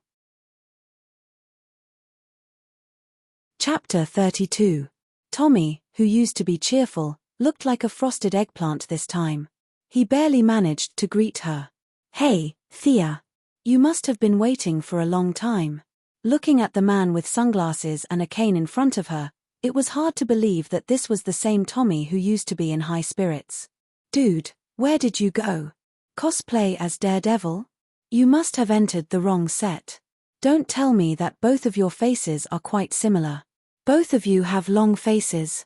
Thea remembered that when she met Laurel a few days ago, Tommy was still very energetic. How did he become like this in just 3 days? The original plot had changed significantly. Was he blind? Thea stared at his sunglasses for a long time. She couldn't decide whether she should get up and help him sit down. She could only ask hesitantly, "Your eye?" "Oh, it's nothing. It's just a bump." Tommy took off his sunglasses to show that he wasn't blind, and then quickly put them back on. Looking at Tommy's eye socket, Thea almost spat out the coffee in her mouth. His left eye was obviously punched, and his right eyelid was also swollen. Did Laurel hit him? Did domestic violence also exist in this world? Did you quarrel with Laurel? Thea asked tentatively. Quarrel? No. Oh, it's... Tommy was stunned at first, but quickly realized what Thea meant. He hurriedly explained, "My dad found a master to train me. You know that I have to protect Laurel, right?" Tommy had a basic sense of confidentiality. He certainly couldn't say that his dad had personally trained him and made up a master. But how could Sia believe that? Star City was definitely the novice village of the DC world. There were only a few people who could be called experts. It was already surprising enough that a strange Ms. Siver had popped out of nowhere. How could there be more? Realizing that Old Ma had started to train Tommy and the plot had begun to deviate from the original track, Thea did not know whether she should be happy or sad. Her mood was a little complicated and she could only talk about business first. When Tommy heard that it was just a few media companies, it was not difficult for him at all. After being a playboy for so many years, he had never done anything serious. However, he had gotten to know quite a lot of people. Regardless of whether he was friends with them or not, at least he was familiar with them. He knew quite a number of people, such as the son of the station head and the niece of the host. After a few calls, the other party expressed that they were willing to negotiate. Thea did not express her gratitude for Tommy's help. There was no need for her to be courteous with him, be it friendship or blood relations. Seeing Tommy's body swaying back and forth, Thea hurriedly sent him home to rest. If he fell down in the cafe, people would think that he was trying to scam her. "Do you want me to send you back?" Old Ma never told him the truth, so Thea didn't know how to address him. She could only use you to refer to him. No, I can do it." Tommy stumbled to the door. Whether it was the customers or the staff of the cafe, they all automatically made way for him, afraid that he would fall down without a word. There was even a kind person at the door who opened it for him, indicating that he should leave quickly and never come back again.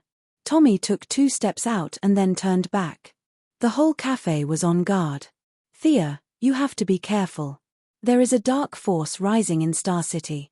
My father was injured by them." Tommy lowered his voice and said to Thea, "Who injured him this time?" Whether old Ma was a good person or not, he treated her well. At least, he was much better than Madame Siva, the violent woman. When she heard that he was injured, Thea was naturally concerned. Again. Tommy automatically ignored the subject in front of him and noticed this word. Could it be that his father had been injured before? "Oh, I mean, where is Uncle Merlin injured?" Thea vaguely guessed something, but she still wanted to confirm it. "A knife wound under his ribs. It's a very serious wound. It's about 10 centimeters long." "Oh my, this old liar. Isn't that the wound that I made? What dark force?" He really knows how to make up stories. Looking at Tommy's reaction, Thea knew that Malcolm was playing the trick of injuring himself to gain her sympathy. Or rather, he was using the current situation to put on a show.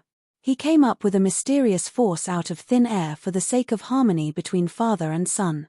Thea criticized old Ma's foresight. In fact, she had wronged old Ma.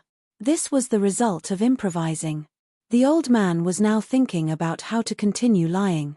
Many times, for the sake of one lie, one could only continue to make up another lie. In the end, the lie would become bigger and bigger until the truth was revealed. Although Tommy said that she did not need to send him home, Thea still drove him home. She had had enough. She wanted to talk to old Ma about everything. Even if he did not admit it, at least he would not feel so bad. At this time, Malcolm was resting with his eyes closed. He was so busy recently that he did not have time to think about the plan to exterminate the poor in Star City. In order to raise his son, he had spent a lot of energy. Even if he could not achieve anything, it was all worth it to improve the relationship between father and son. "Hey, Uncle Merlin, I heard that you're injured. Is it serious? I'm here to see you." Suddenly, he heard a clear and familiar voice in his ear. He quickly opened his eyes.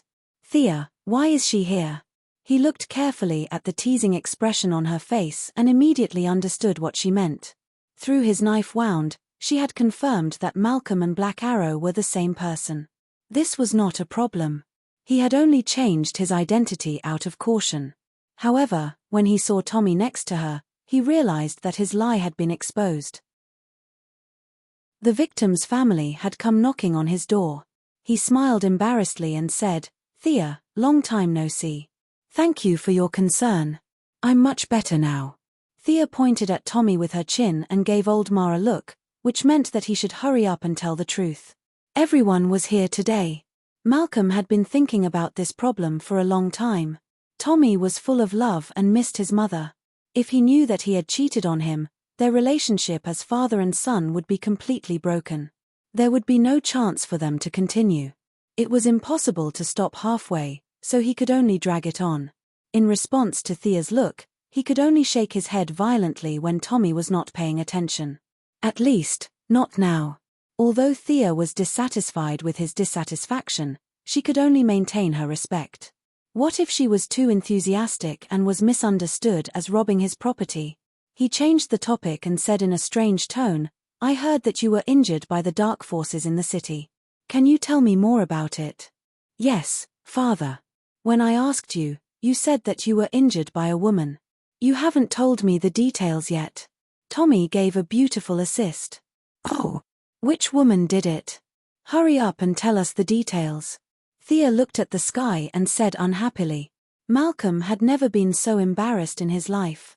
He was squeezed by his children's words. He wanted to go up, but he couldn't go down. He was caught red-handed when he made up a lie. Now that he was the victim, how could he continue lying? Chapter 33. It was dark that day, and I was discovered by a woman. She was wearing a long trench coat and had long black hair. She had a long knife in her hand, and then, Thea listened with a strange expression on her face. Was he talking about Ms. Siva? "Dad, you're really good at bullshitting." She gave Malcolm a thumbs up when Tommy wasn't looking, implying that he was really good. Malcolm couldn't say anything now, so he could only hold on. He was afraid that they would ask more embarrassing questions, so he used the excuse of dizziness to send them away. Since he didn't want to tell the truth, they could only let him be. Thea said goodbye to Tommy and contacted several media outlets. The matter went smoothly. Thea and Tommy's family background played a key role, and the media outlets that received the invitation all said that they would participate in this great event. 3 days later, the Star City Police Station and Quinn Group officially held a signing ceremony. At this time, the main character of the meeting was naturally not Thea. After all, the CEO was still Moira. She had only briefly told her mother about the police fund, and neither of them paid much attention to it because the money was really not much, and compared to the good reputation they would gain, it was a drop in the bucket. Watching her mother on the stage talking about the various contributions and sacrifices that the police station had made to Star City, and looking forward to the beautiful scenery of the future, one had to admit that Moira was really talented in politics. Her words were like a spring breeze, and people were unconsciously influenced by her. She believed that if she were to enter politics in the future, what she had done today would be a good start. In order not to steal her mother's limelight, Sia was dressed very casually today. She threw away the damn business suit and changed into a t-shirt, jeans, and canvas shoes. She was dressed like a girl next door, and her long hair was tied into a beautiful ponytail. Felicity sat next to Thea. She was disgusted by this kind of political show, but because she was bored, she also came to join in the fun. The two whispered a few words from time to time. From afar, it looked like the two girls were talking about some private matters. It was a very warm and gentle scene, but if you listened carefully to their whispers, your jaw would break. Haven't you solved the problem of the missile? Without a weapon, it's useless no matter how fast it flies. I'm anxious too, but it's really difficult. To take out the weapon, I need 3 people to sign, and there's also a password lock that changes every day. It's really hard to do. I can hack into the password lock and change the agreement. By the way, your software sucks. Don't stare at me, I'm telling the truth. Only you can solve the problem of signing the agreement. How about this? Let's put the skateboard away first. I'll go rob a few gangs. They should have firearms, right? But missiles. I don't think. This was the best idea that Sia could come up with after much thought. That's a good idea, but how are you going to deal with those gangsters? Felicity made a boxing gesture. They won't fight you. I can shoot arrows. Trust me, the effective range of a pistol is only 50 meters. My arrows can shoot to 100 meters, and there's no noise. A female Robin Hood flying in the sky? That sounds cool. Felicity's eyes lit up at the mention of adventure. She couldn't wait to go back and set up the skateboard. At this time, the meeting was still in progress. Moira also wanted to expand her influence. This time, she had gathered almost all the influential people in the city. To ensure the safety of these dignitaries, the lieutenant governor transferred the entire city's police force back to the station. Although Detective Lance was a little against it, he let it go in the end. Just as Moira's final speech indicated that they could proceed with the following banquet activities, the main light of the venue went out with a pop sound. Then, the surrounding lights also made a pop sound as if they had agreed on it. For a moment, darkness shrouded the noisy hall. What's going on? John, come and protect me. Darling, come to me quickly. Police, someone stole my bag. It was chaos all around. This scene was too familiar. It had happened countless times in the movies and TV series. This was definitely done by someone. However, Thea didn't expect that someone would be so bold as to commit a crime under the watch of 1,500 police officers. She and Felicity had been sitting in the corner, so no one would do anything to her. She told her to be careful, closed her eyes, and sensed Moira's location. Then, she quickly ran over. Come with me. Thea pulled her mother to the back without hesitation. However, Moira was in the middle of the crowd. It was dark and chaotic. It wasn't easy to get out. After struggling for a long time, she couldn't move more than 2 meters. Just as Thea was about to use violence to open a path, she sensed a figure approaching her quickly. The target seemed to be Moira's handbag. What a bold thief. How dare he steal my mother's stuff in front of me? He doesn't respect me at all. She pushed Moira behind her with her left hand. Stay back. Be careful. Moira didn't dare to call her daughter's name because she was afraid of being retaliated by the bandits. She had to admit that she was a person who had been through a lot. Her tone was very calm. Due to the chaos, Thea couldn't tell how many enemies there were. Thus, she decided to end the battle quickly and rushed toward the figure.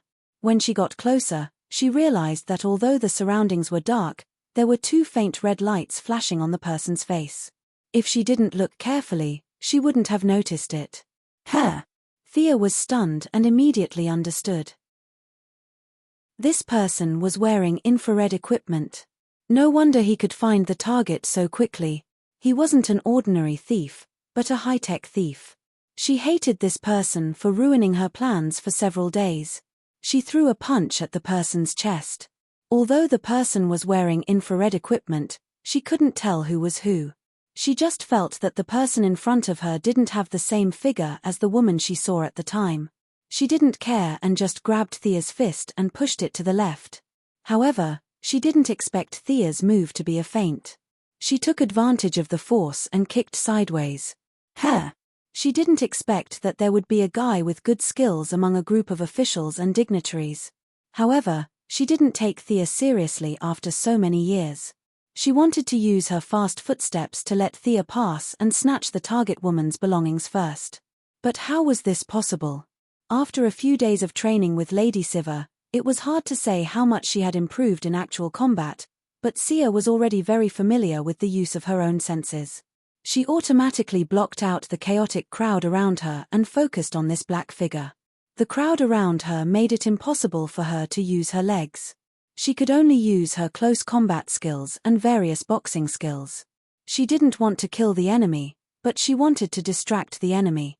When the lights turned on, there would be 1,500 angry police officers waiting for her. The person also understood this and saw Thea's intention. He knew that his plan today would not be successful, but he still wanted to try his best. He didn't hold back anymore and was ready to go all out to get rid of this hindrance. Chapter 34. As the intruder aimed at Thea, the pressure on Thea suddenly increased. However, with her senses fully activated, she could clearly see every movement of the intruder. There was no problem of blindness, and she could also use all her skills to the best of her ability. At this moment, Detective Lance's voice came from afar. Connect the backup power.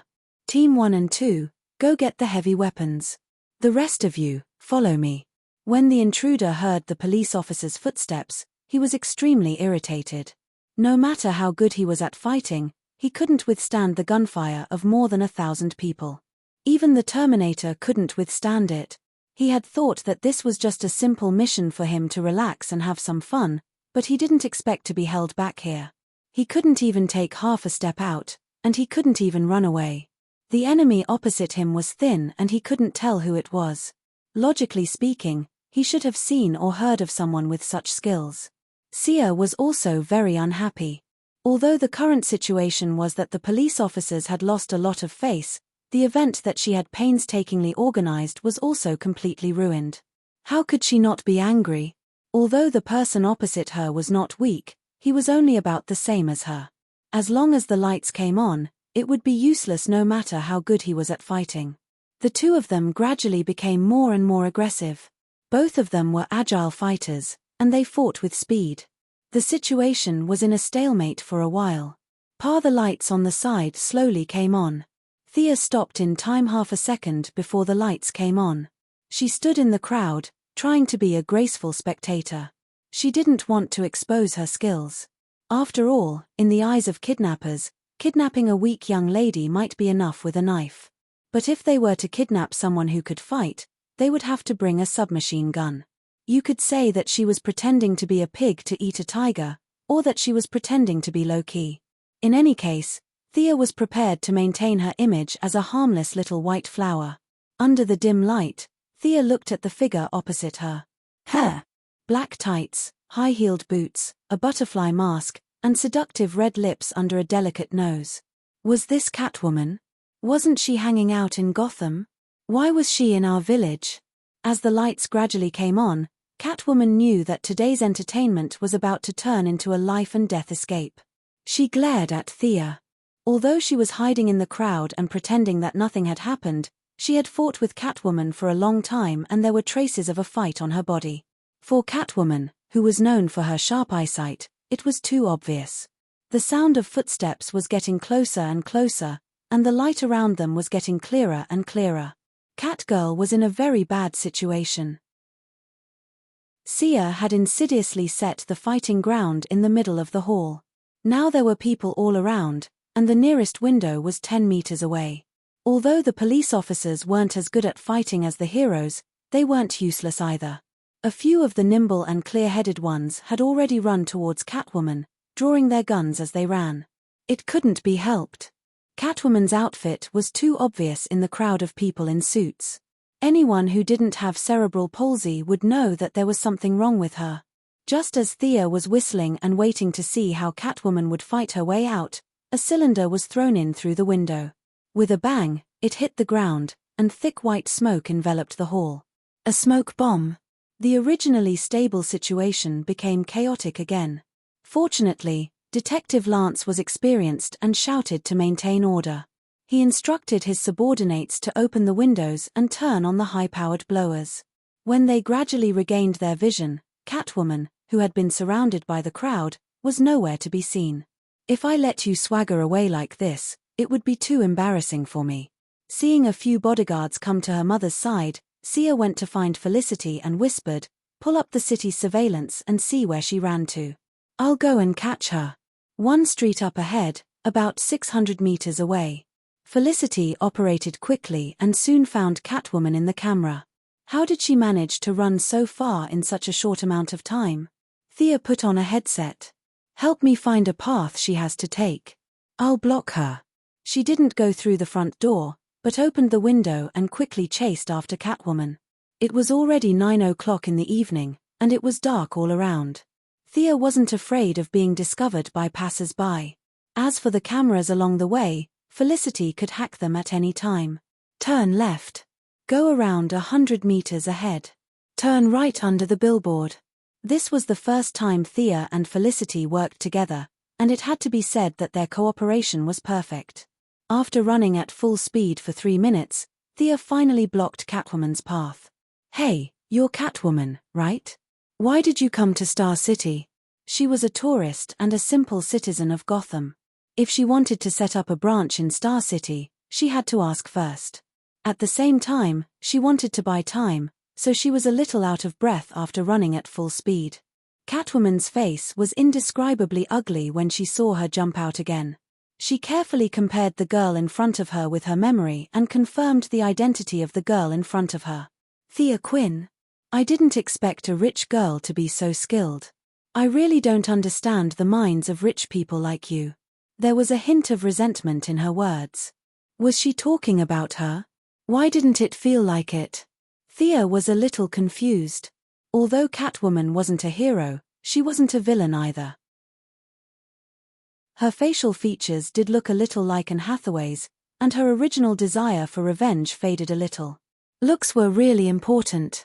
It was rare to meet someone who was as skilled as her, and it was a good opportunity to spar. Thea didn't intend to let her go so easily. Seeing that she didn't answer her question, Thea continued to ask, "What's your purpose in coming to Star City?" Catwoman said lightly, "I'm just passing by." "Little girl, you're too nervous." It was pitch black just now. Although she could use her perception to observe, the crowd was too chaotic and it seriously affected her performance. Thea didn't feel good fighting just now. "Since you don't want to tell the truth, then let's continue fighting." Catwoman also felt that she had been in the underworld for many years. Today, her reputation was ruined by a little girl, and she was very unhappy in her heart. Seeing that Thea rushed over, she also expressed that she wanted to teach her a lesson and let her know the power of a senior and that she should be careful in the underworld in the future. The two fought again after 3 minutes. Thea had completely recovered her vision, and there was no noise around to disturb her, so she could exert 100% of her strength. Catwoman felt that she had run far away, and the people in the police station couldn't catch up with her for a while. She also didn't have the sense of urgency just now. In the face of Thea's fierce attacks, she cautiously responded with her years of fighting experience. For a while, the two were evenly matched. Thea had a strong perception, while Catwoman had a rich experience in street fighting. She could always use some roadblocks, trees, and the like to resist the attacks. For a while, neither of them could do anything to the other. As the physical strength of the two was severely exhausted, Thea gradually gained the upper hand. This was mainly because Catwoman was still wearing high-heeled boots when fighting. This person's sense of balance was really strong, and she could do all kinds of high kicks, side flips, and other movements in high heels. This made Thea want to write a big word of admiration. Seeing that Catwoman's breathing was getting more and more disordered and her footsteps were no longer as stable as before, Thea knew that she was not far from defeat. After all, she was still an Earthling. If she could defeat her in high heels, she would have lived in vain. She would be too sorry for the teaching of old Ma and Siva. Chapter 35. Thea knows that if she wants to defeat Catwoman, she has to limit her speed. Although she is agile, that's only when compared to Catwoman. Compared to her, there is always a gap between them. It's this gap that allows Thea to have the upper hand, but she can't expand her advantage. She moves sideways to avoid Catwoman's consecutive kicks. It seems that Catwoman's leg skills have been trained hard. Whip kicks, spinning kicks, and all kinds of other kicks make Thea tired. She really doubts whether this guy has the supernatural ability to walk on flat ground while wearing high heels. This is too unscientific. Anyway, Thea thinks that if she wears such shoes, it's good enough that she can walk at a normal speed. How can she kick up and down like this? It's already GG. Finally, when Catwoman's physical strength is exhausted, her powerful side kick loses its precision and is easily blocked. Thea sees that she shows a flaw, so she rushes to the inner circle and hits her face with her elbow. Catwoman sees the fierceness of this move. If she is hit in the face, with the dense nerves on the face, it will definitely cause a short period of coma. At the critical moment, Catwoman suddenly exerts strength between her waist and legs, and her body jumps up a little. However, the fierce elbow still hits her shoulder near her collarbone.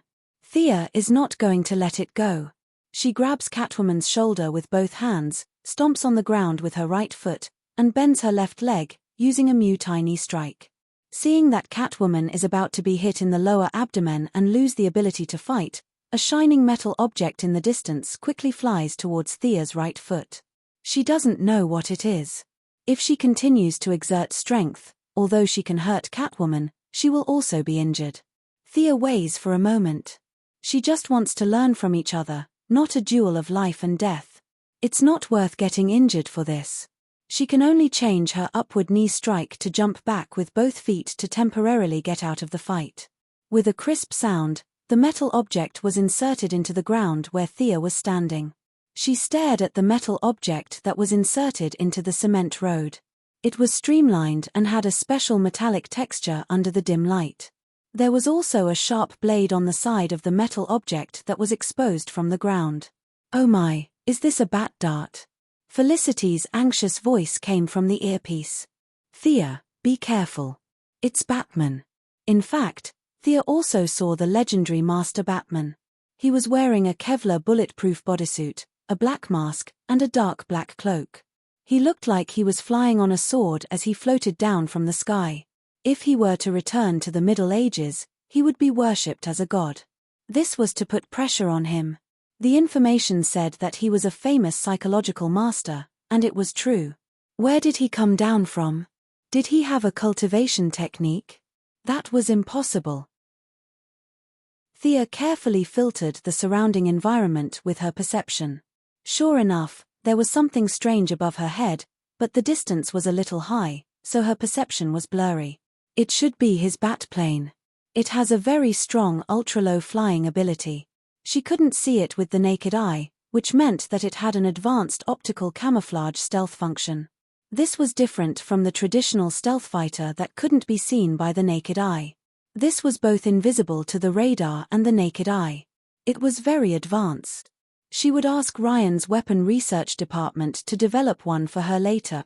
After seeing Batman float down, he stood beside Catwoman. However, for some reason, Catwoman moved 2 steps to the side, as if to avoid him. Although Batman's face was covered by the mask, from the outline of his chin and other facial features, there was a hint of helplessness. He seemed to want to say something but didn't know where to start. Catwoman seemed to have suddenly lost her sight. She ignored the living person beside her and continued to stare at Thea. Even a blind person could see that there was something wrong with the two of them. Thea's gossipy fire was ignited. Felicity, who was watching the live broadcast, also expressed her opinion in a low voice. She almost flew over to give it a thumbs up. Seeing that the scene was a little dull for a moment, Thea took the initiative to speak righteously. "You're Batman, right? Aren't you Gotham's hero? Why are you protecting this thief?" Batman was really annoyed. This time, it was because he and Catwoman had been a little ambiguous in their previous interactions. The two of them had come out to play with their real identities. When passing by Star City, the two of them had quarreled about their views on the world and life while chatting.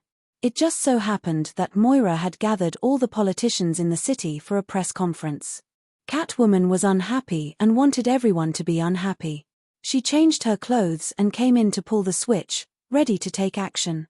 The game that he thought would be a piece of cake was completely ruined by Thea. The two of them fought from the venue to the road.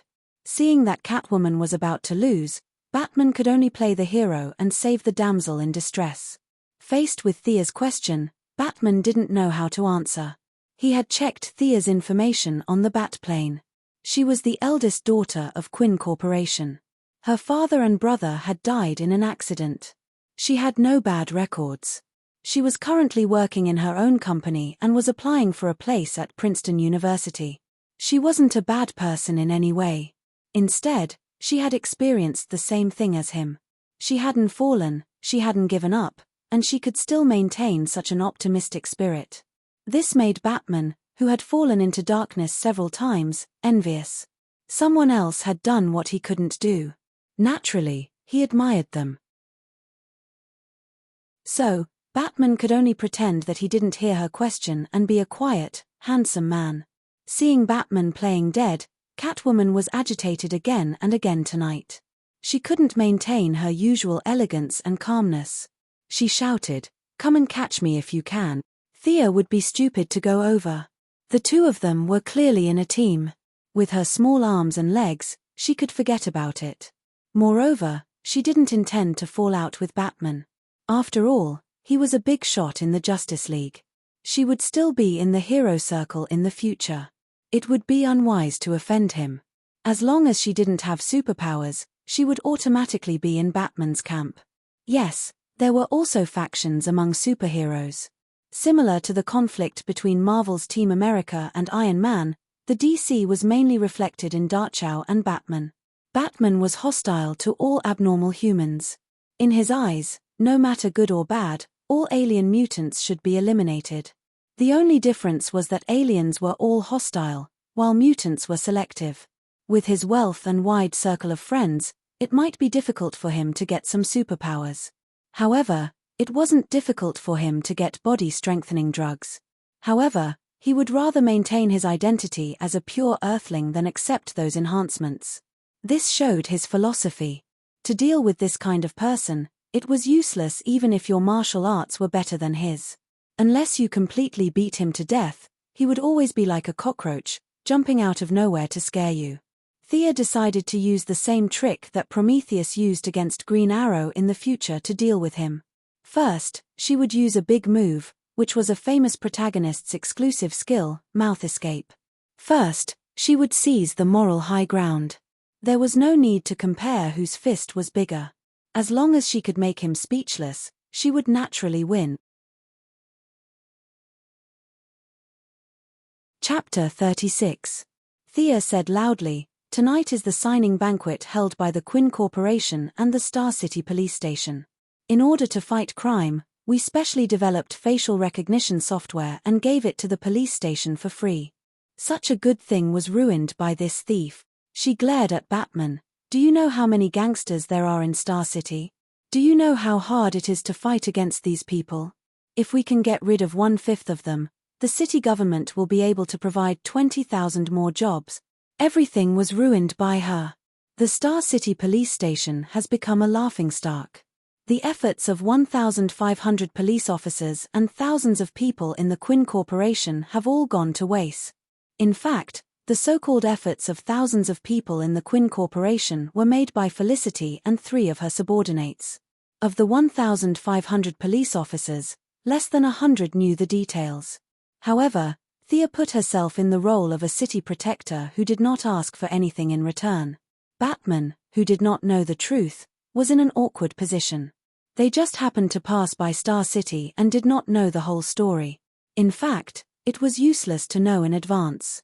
Thea's words were 70% true and 30% false. With Felicity's methods, it was impossible to discover the truth without a team investigating day and night. Damn it! What should I do now? Should I hand over the ambiguous Catwoman? I can't bear to do that. This is not Gotham. I'm not familiar with this place. I don't know who to ask for help. Moreover, Catwoman almost wiped out the Star City police station and the city government. She made them lose face in their own home. They would definitely not let her go easily. If someone came to Gotham to cause trouble, I'll beat the shit out of them. After thinking about it, if I can't hand her over, I'll just change my identity to compensate Star City. If they didn't hand her over, they could only kill their way out. However, Master Bruce had never done such a shameful thing in his entire life. He felt extremely guilty and didn't want to waste any more words. He gave the feline girl a look, indicating that they shouldn't embarrass themselves and should leave as soon as possible. Catwoman saw Batman standing there like a block of wood. He did not speak or move. He only gave her a subtle look.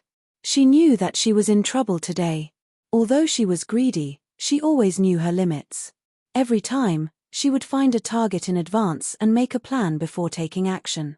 Today, they were purely in a bad mood and had done this with the mentality of playing a game. Now that the owner had come to find them, they were also in the wrong. Looking at Sia's t-shirt, jeans, and canvas shoes, she looked like the embodiment of justice. Compared to the two of them, who were as black as crows, they looked like bad guys no matter how they looked at it. Seeing the two of them exchange glances, Sia knew that they were going to run. Although she did not want to catch them, it would be too fake to just let them leave. She had to at least put on a show. Don't run, she rushed over. Of course, she was going for Catwoman. The two had fought twice and knew each other well. Compared to Batman, who was 1.9 meters tall with bulging muscles and wearing defensive armor, Catwoman was the easier target. Batman also knew that it was impossible for him to leave Star City. However, when he saw Thea rushing towards Catwoman, he did not know if he should help or watch from the side. Looking at the two women fighting in full swing, with his martial arts skills, he could tell that the two were evenly matched. If they continued fighting like this, they could fight until the next day. Young lady, I'm sorry. By the time the sun came up, it would be too late. Batman could only join the battle and fight against Thea. With his participation, Thea immediately felt heavy pressure. Batman claimed to know 127 types of fighting techniques. She did not know who calculated this, but his martial arts skills were really exquisite. Muay Thai, Judo, Sambo, all kinds of martial arts were at his fingertips. In addition, his strength, speed, endurance, and other attributes completely suppressed Thea. He was also known as Batman, so his perception was not weak. Thea's perception in the past was also offset by his strong perception. Catwoman seemed to be very dissatisfied with her old lover's help. Her movements unconsciously slowed down. Batman also did not want to hurt this little girl with a sense of justice. The two of them held back a little for different purposes, so Thea could barely resist.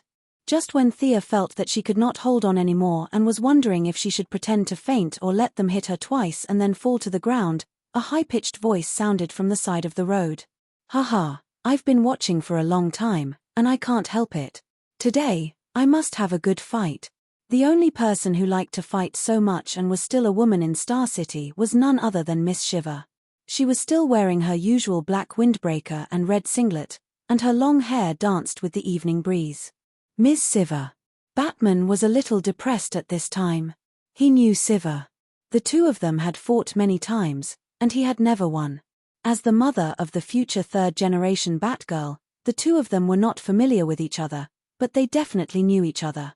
Otherwise, why would she not entrust her daughter to someone else, but to Batman? Seeing Ms. Siver walk straight to Thea, the two beauties, one cold and the other beautiful, stood side by side and looked at the two of them. Batman and Catwoman looked at each other, and they both knew that things were going to be bad. Both of them knew Siver's personality, and today's matter would not be resolved in a short time. Thea also knew that her helper was here, so she had to continue fighting. The more she fought today, the more proficient she became. Sure enough, actual combat was the best teacher. She ordered Felicity to disable the surrounding surveillance cameras.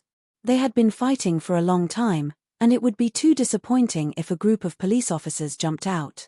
She looked at Siver and pointed at Catwoman, meaning that she was mine. Ms. Siver was also not interested in Catwoman. She smiled and rushed to Batman. Batman, our fifth fight has begun. She knew Bruce's identity, but she did not say it out loud because of Thea's presence. Not to mention Batman, who had a mental breakdown. This was the fourth time today that Thea and Catwoman had fought. The two had fought 3 times before, and it could only be said that Catwoman had lost slightly. In fact, the gap between them was not big. If it was a life-and-death battle, it would be hard to say.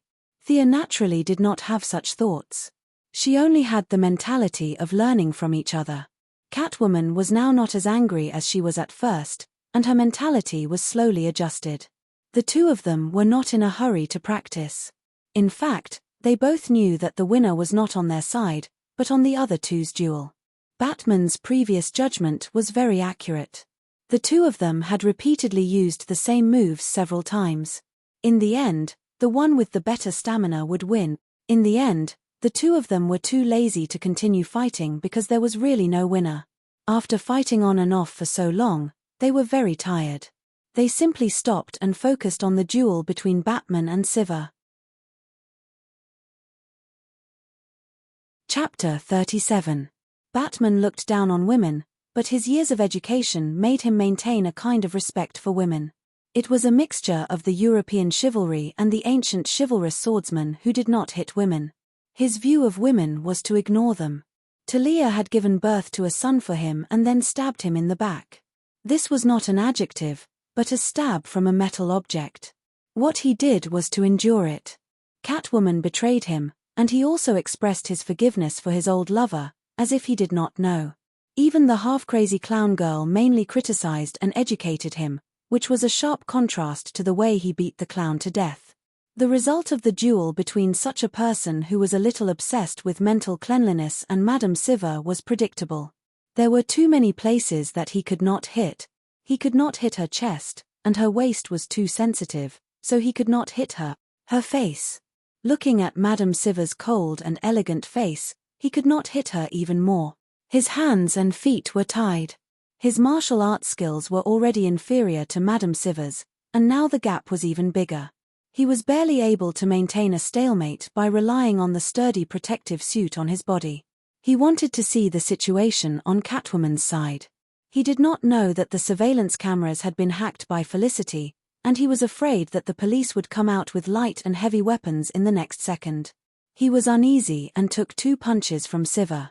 He turned his head to look at Catwoman and was about to shout for help, but he almost bit his tongue when he saw her.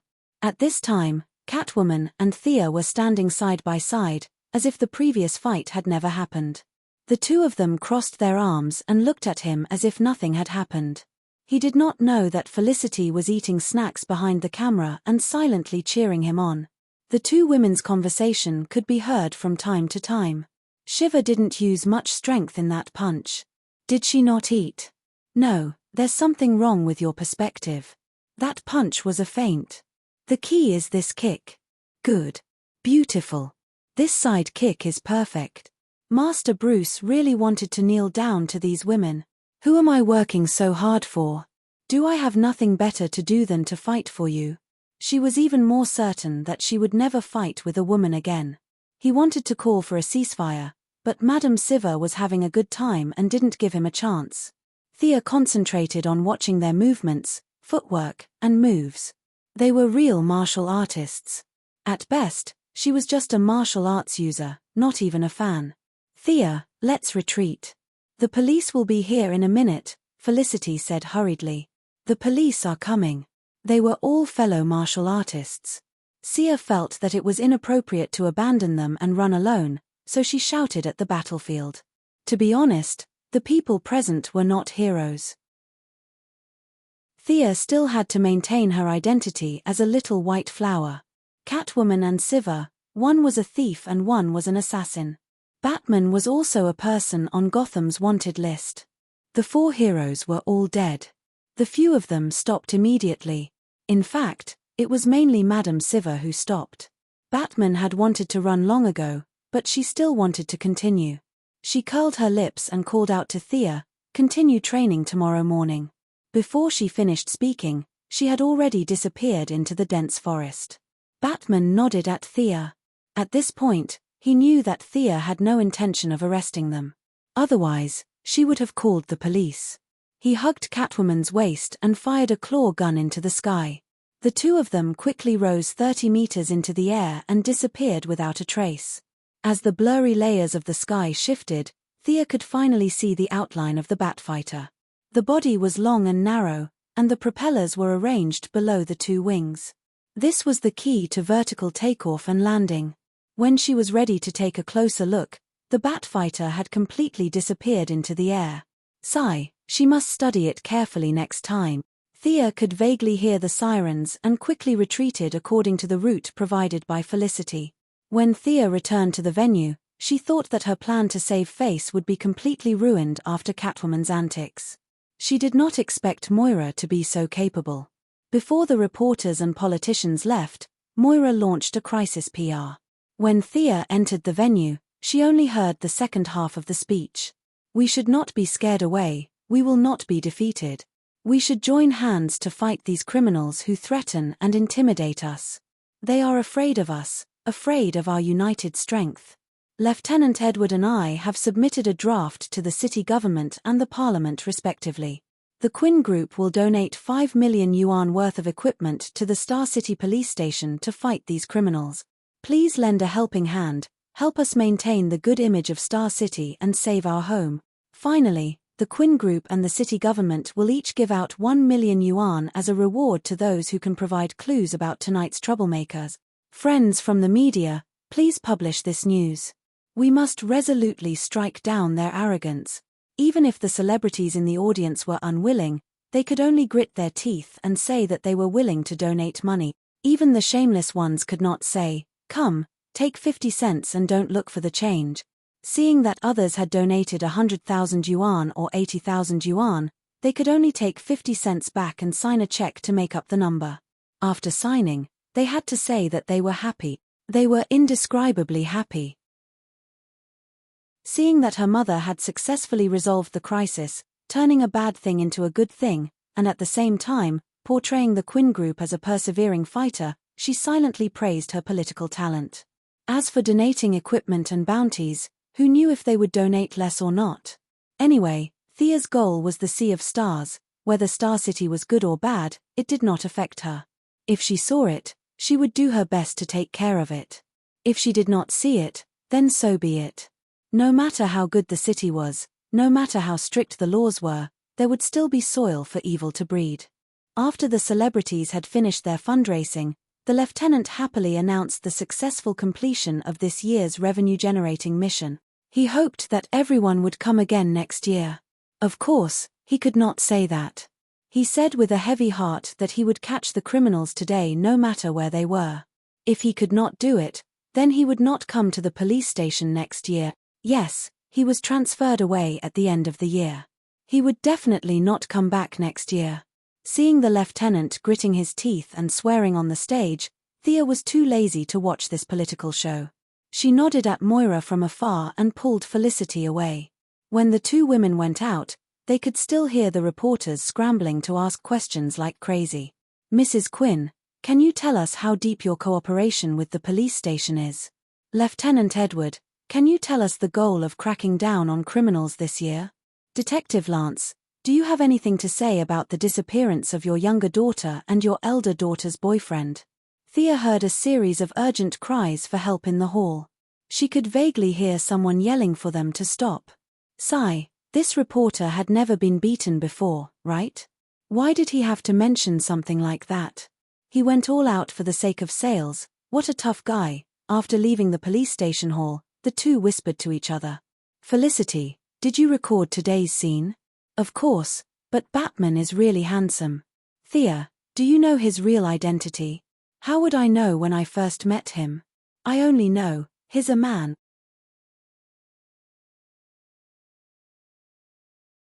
Chapter 38.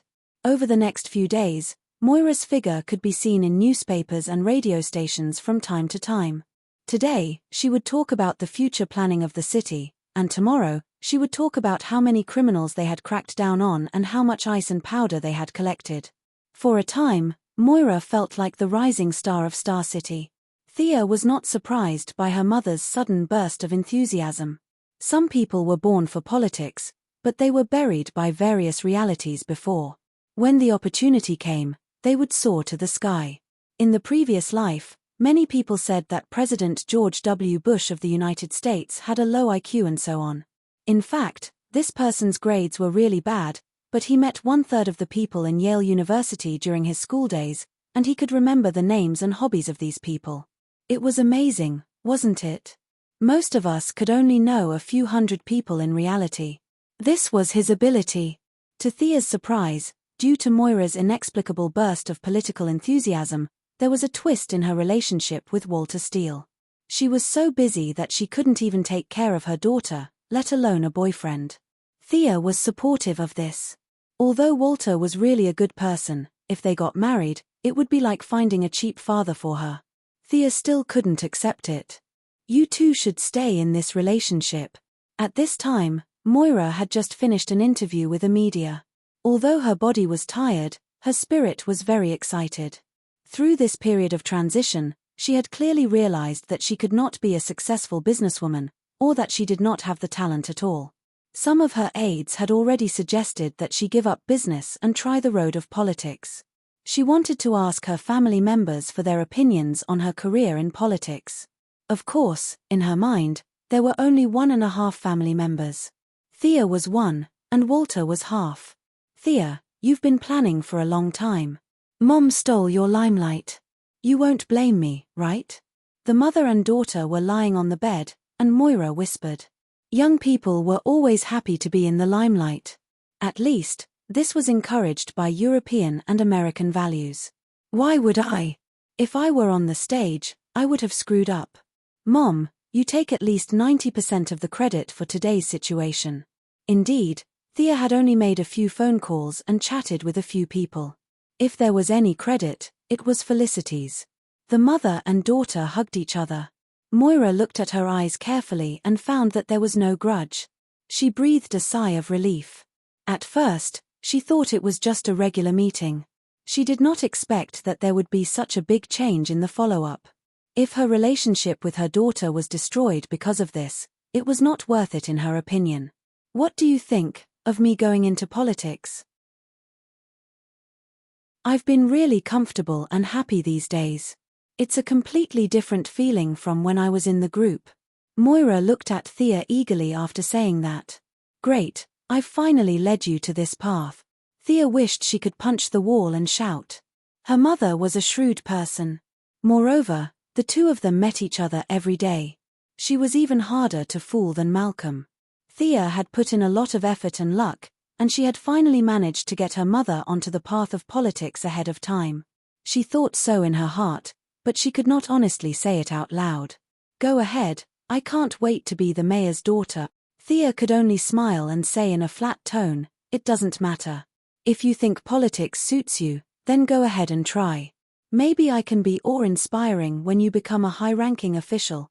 By the way, if you leave the group, your relationship with Walter. If an Asian mother and daughter were to talk about stepfathers while hiding in bed, the scene would be very awkward. However, it was a very common thing here. Moira had also thought about this issue before. Although none of the political figures were clean, they all maintained a clean appearance. Now that her husband and son had passed away, it was a good time to play the sympathy card. If news of her remarriage suddenly broke out, her reputation would not be completely ruined, but it would not be much better. After hesitating for a while, she said, "Let's maintain the status quo first." Thea understood instantly. This was the beautiful version of using the sword of wisdom to cut off the threads of love. This woman was really decisive. She probably had the same mentality when she sent her husband and son to sea. In her heart, she mourned for the gentle black Uncle Walter for a second. Her stepfather crisis was finally resolved. In the original plot, they did not have any children of love. However, what if they gave birth to a younger brother or sister under her little butterfly wings? Although Thea did not discriminate against black people, if she had a younger brother or sister who was brown, it would be very distressing. The 3 siblings had 3 fathers and 1 mother. Thinking of this, the relationship would be chaotic. It was best to nip such a melodramatic plot in the bud. Her mother went into politics and her stepfather ran away. Both goals had been achieved. She had a marriage. Thea kissed her mother's cheek heavily. "You child." Moira was not annoyed by her sudden outburst. Instead, she patted her affectionately. In the next few days, Moira began to gradually hand over the affairs of the group to Walter. Although the marriage between the two was a bit uncertain at this stage, they still trusted each other enough to let him take over the position of the president of the group. Although Walter did not know why Moira's attitude suddenly became cold to him, he only thought that he was not determined enough and was not sincere enough. He was ready to persevere. At this time, Thea was also handing over the work in her hands because her Princeton admission letter had arrived. Unlike the Chinese Empire, where there were opening ceremonies and leaders' speeches, she could go and leave at any time. As long as she had enough credits, she could graduate. She handed over the work of the software department to Felicity and reported to the group to let her take over her position. When Felicity heard that she had to write the facial recognition software from 1.0 to 6.0, she completely went berserk. She didn't want to do such a boring job. Since the Quinn family had money, she probably didn't care about spending a few more. On the first day she took office, she recruited 30 employees for the software department. The original 3 subordinates were all promoted, and each of them took 10 people. She could slowly write them down. Thea's skateboard debugging had entered the final stage. She was ready to finish this work before leaving Star City and do a lot of work. She had no choice. She was so poor that this technological weapon cost too much money. She had already spent all her pocket money. If it were not for Felicity, who saw that she was so poor and often gave her meals, she would have starved to death. "Thea, why do you call it the Red Arrow skateboard? What do you think of the Green Arrow skateboard?" The 2 women finally argued about the color of the skateboard. "Red is good. It's warm, sunny, and cheerful. Isn't red all the time?" Thea felt that green was better left to her brother. Felicity frowned and said vaguely with a pen in her mouth, "Isn't red the color of violent blood? How do you understand that?" "I think green means decay and old." Chapter 39. In the end, they decided to adopt Thea's red plan. After all, she was the one who had risked her life, so Felicity felt regretful that she had not dyed it green. Just as Thea thought that they were about to enter the actual test phase, a serious problem appeared in front of them. "Felicity, use a little more strength. This dress is too tight." "Thea, exhale. Expel all the air from your chest. Follow my command. Inhale, exhale." Thea Quinn had made a mistake that was neither too big nor too small. She believed in the doctrine of copying everything and did not have the spirit of seeking truth from facts. This anti-charge suit was originally designed for pilots. The principle was to inflate the airbags of the suit with an anti-charge regulator.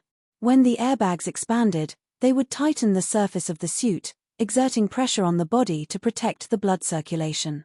In theory, it could increase the pilot's positive overload endurance. It was more than enough for Thea's skateboard, which was moving at less than 400 km per hour. However, A problem that she had been neglecting appeared. This suit, along with the ones in the company's warehouse, were all developed for male pilots. Unlike traditional anti-charge suits, they were all tight-fitting. This led to the problem that Thea could not wear. She did not know if it was because she was in puberty again, or if it was because she had eaten too much from practicing martial arts every day, or if it was because of the medicine that Madame Siva had concocted for her. In short, the original B-class was moving towards C-class at an astonishing speed. The two girls finally put on the suit with great effort. Thea found that the suit could barely be fastened on the back, but due to some well-known bulges in the front, the suit was a little short. Her beautiful lower abdomen was exposed to the air. If it was a fashion show or a banquet, it would definitely be beautiful. However, it was not a good thing to expose one's lower abdomen while flying at 400 km per hour on a skateboard. Thea felt that after flying for about 20 km per hour, she would have to go to the toilet. Felicity, this suit is too tight. Think of a way. I can't breathe. Thea was now standing straight, not daring to sit down. In the past, she did not understand what chest tightness was, but today, she finally understood. Felicity took out a small pair of scissors and pointed at Thea's chest mischievously. I'll help you cut 2 holes. Get some fresh air. What kind of shameful play was this? Felicity used to be so pure and kind, how did she become like this? Hurry up and give her back. He sternly rejected her suggestion. Seeing how happy she was, he guessed that she might have some strange ideas in her mind. Thea took off the shameful antiviral clothing and sat beside the computer table in only her underwear. What was there to be afraid of? She was a woman after all. Although the person beside her was a perverted woman, Thea couldn't stand the heat anymore. The clothing was airtight. Thea called a few people in the Weapons Research and Development Department and lied that she had a friend who was a female pilot. She asked them to speed up the production of a female pilot's antiviral suit according to the original specifications and specifically requested that the suit be more breathable. The staff member on the other end of the phone was so bored that he was counting ants. When he heard that it was an order from the eldest daughter of the corporation, he immediately said that he would do his best and would get the clothes in 3 days. After putting down the phone, Thea pondered over how to repay the debt as she dragged Felicity out of the secret base. Hey, Thea.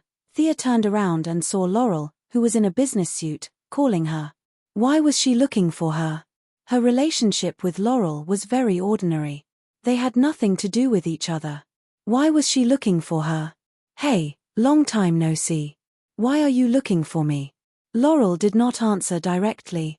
Instead, she looked around. You guys talk. I'm going to check on the newcomers in the software department. Felicity was a joker in private, but she still knew how to be polite. She gave Laurel a smile and walked out of the office.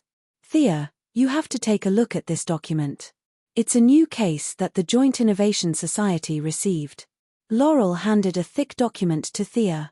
The Joint Innovation Society was her current workplace. When outsiders first heard the name, they would think that it was some high-tech organization.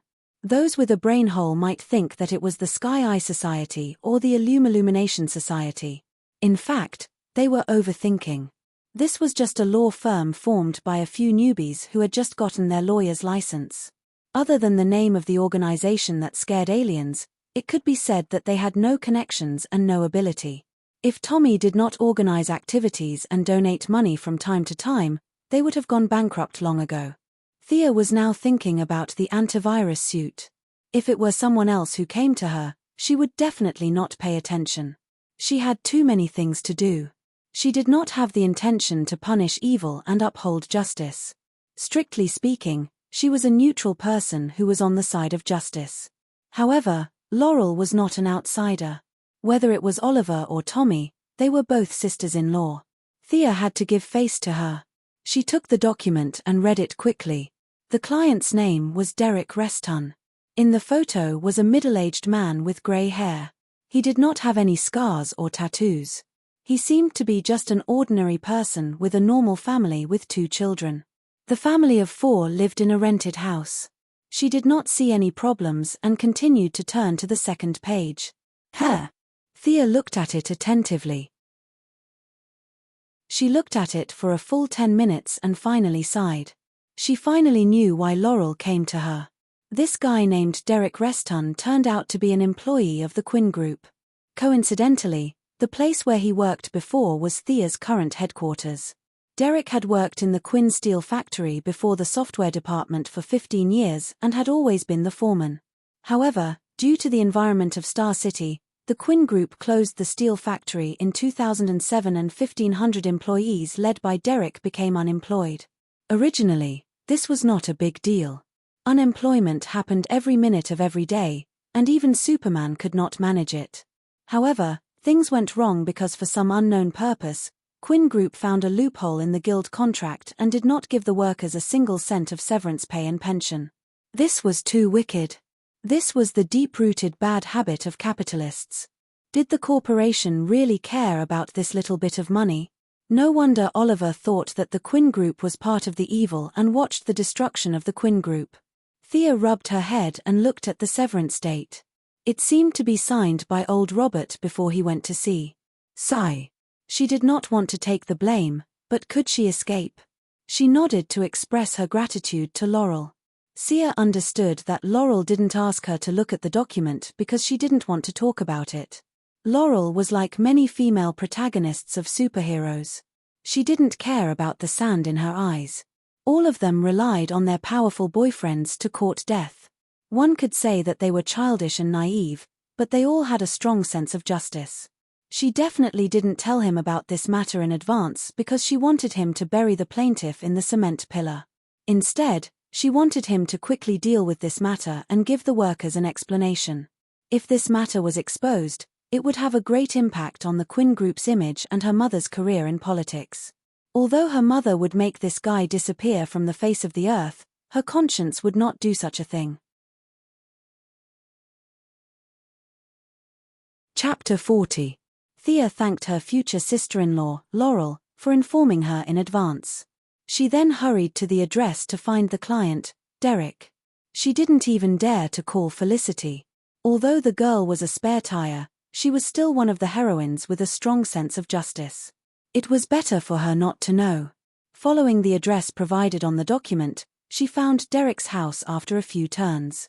The house didn't look big, and there were a few scattered families living around it. When Thea arrived, she saw a group of people gathered in front of the door, talking to a few people inside the house. The people outside the door had tattoos on their arms, and they all looked unfriendly. The leader was a young man in a suit. He said with a fake smile, "Mr. Derek, if you can't pay the mortgage on time, we'll have to resort to coercive measures. I'm sure you don't want to see that happen." The few people in the house didn't say anything. They were just silent protesters. Under the lead of Derek, they formed a human wall to prevent the group of people from entering their houses. At the same time, a few of the neighbors opened their doors to show their support. "Mr. Derek, we support you. Keep it up. We'll find a job." The young man smiled contemptuously and pointed at Derek. "I'll give you 3 more days. If you don't vacate the house by then, Mr. Frank Botnar will be very angry." He glanced around, and a few neighbors who looked at him lowered their heads. The young man left with a few strong men. Frank Botnar, on the surface, was a businessman who specialized in construction, but he was secretly the boss of the city's mafia. He was also one of the top families in Italy. Later, he killed his daughter's fiancé. His daughter wanted to kill him like a madwoman. That woman seemed to have had sex with Oliver. What was her name again? She couldn't remember. She only remembered that she was quite good-looking.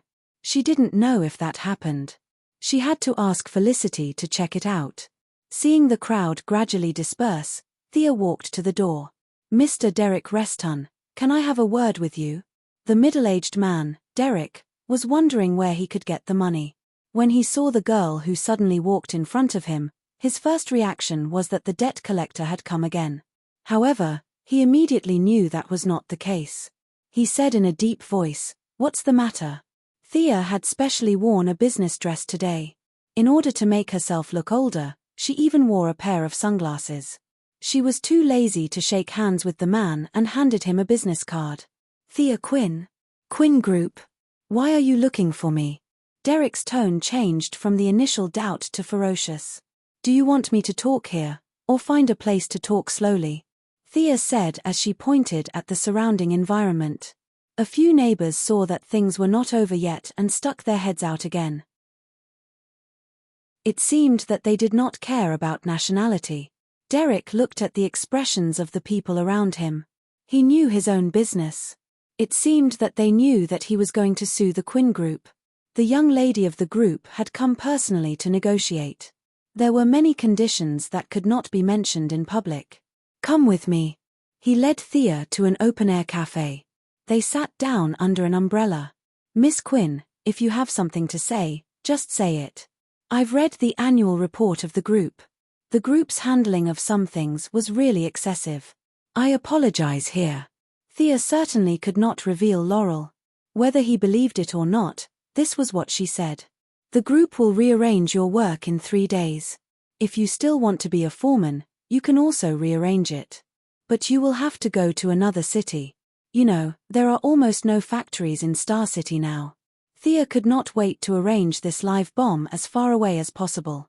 Judging from the neighbors' support just now, this man was somewhat popular among the workers. Once he made trouble, the Quinn group would be in a passive position. Fortunately, they did not have enough authority. Otherwise, they could use him as bait and send him all the way to Russia. If you don't want to work, you'll still receive your severance pay and pension. No matter what you choose in the end, in order to express our apology, we'll pay you a sum of compensation. Do you have any other questions? Sia didn't beat around the bush. She wanted to solve this matter as soon as possible. Derek lowered his head and pondered. Should he work or ask for severance pay? Of course, he had to work. The severance pay was not much, and anyway, there was still a sum of compensation. But as long as he took the money, he would have to shut up completely. At the end of the day, this person still had some conscience and did not agree in a hot-headed manner. At this moment, he was not only thinking about himself, but also about his colleagues. Miss Quinn, may I ask if this is directed at me personally or as a whole? Seeing that his attitude was obviously different when he heard that there was hope to resume work. Thea secretly laughed. This man was really realistic. Thea also had a headache about his problem. She could arrange for 1 or 2 people, but she definitely could not arrange for 1,500 people. She could only go back and discuss it with Moira. But she still had to say something nice. It's directed at everyone. If Mr. Derek cares about politics, you will get the news in a few days. Derek immediately said that he had no problem. The Quinn group had always treated him well. He would definitely enter the group again and shine for the group. Thea nodded and acknowledged his loyal performance. She asked him to wait for the notice in a few days. Then, she got up and left the coffee shop. The matter had not been settled yet, so neither of them mentioned the lawsuit. Back at the group's headquarters, Thea went to the door of the CEO's office. She deliberately used her perception to investigate. If her mother and Walter were playing some kind of game, how embarrassing would it be if she saw it? In the end, it turned out that both of them were very decent. This proved that it was good to learn more. After knocking on the door and waiting for a few seconds, Thea walked into the office. Looking at Walter's grin that reached the back of his head, she knew that although the two of them did not do anything, they were definitely not talking about work. Since they were so familiar with each other, Thea was too lazy to be polite. She explained the matter in detail. When she heard that someone was going to sue the group, Thea saw a flash of anger in Moira's eyes. But when she heard that there were more than 1,500 people, her eyes were full of hesitation. Yes, it was easy to deal with 1 or 2 people, but if there were 1,500 of them, it would take a long time even if you used a submachine gun. Besides, they were humans, not pigs. They knew how to run and hide.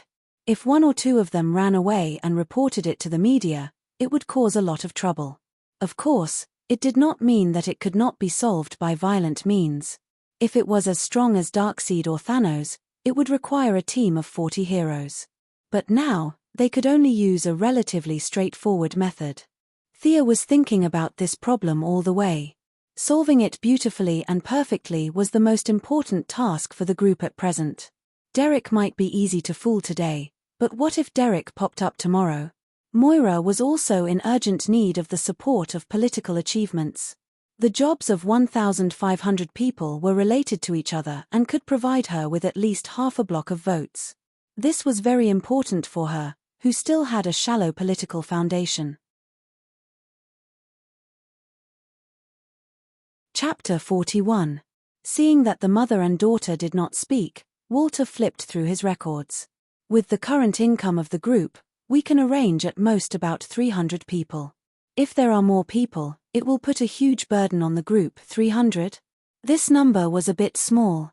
Thea planned to at least solve the work problems of more than half of the people, and the rest could be given a subsistence allowance and be slowly digested. Moira was also not very optimistic about this number. If there are too few positions, it will aggravate the situation. What if they are transferred to a branch in another place? The black uncle bowed his head and calculated. The number of people can't exceed 200 at most. If there are more, there will be conflicts with the local staff. Our group can't interfere too much with the staff adjustment of the branch. This was the interesting part of the United States. Many people thought that it was difficult for people to leave their homeland, but in fact, foreigners also had this problem. The United States also had a land of 9.6 million square kilometers. Was this number familiar? The place was big and the population was small. Many people lived in small towns all their lives. They were born and died here. The environment was very closed. No one went out and no one came in. In horror movies, a certain evil cult member would commit suicide, and no one would know about it for 20 years.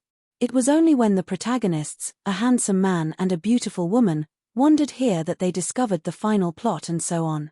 It was in this enclosed environment that the plot was created. The closed environment caused all the locals to exclude outsiders. In response to this situation, whether it was the Quinn Group or Wayne Enterprises, they tacitly agreed to the management of the local people in the branch office.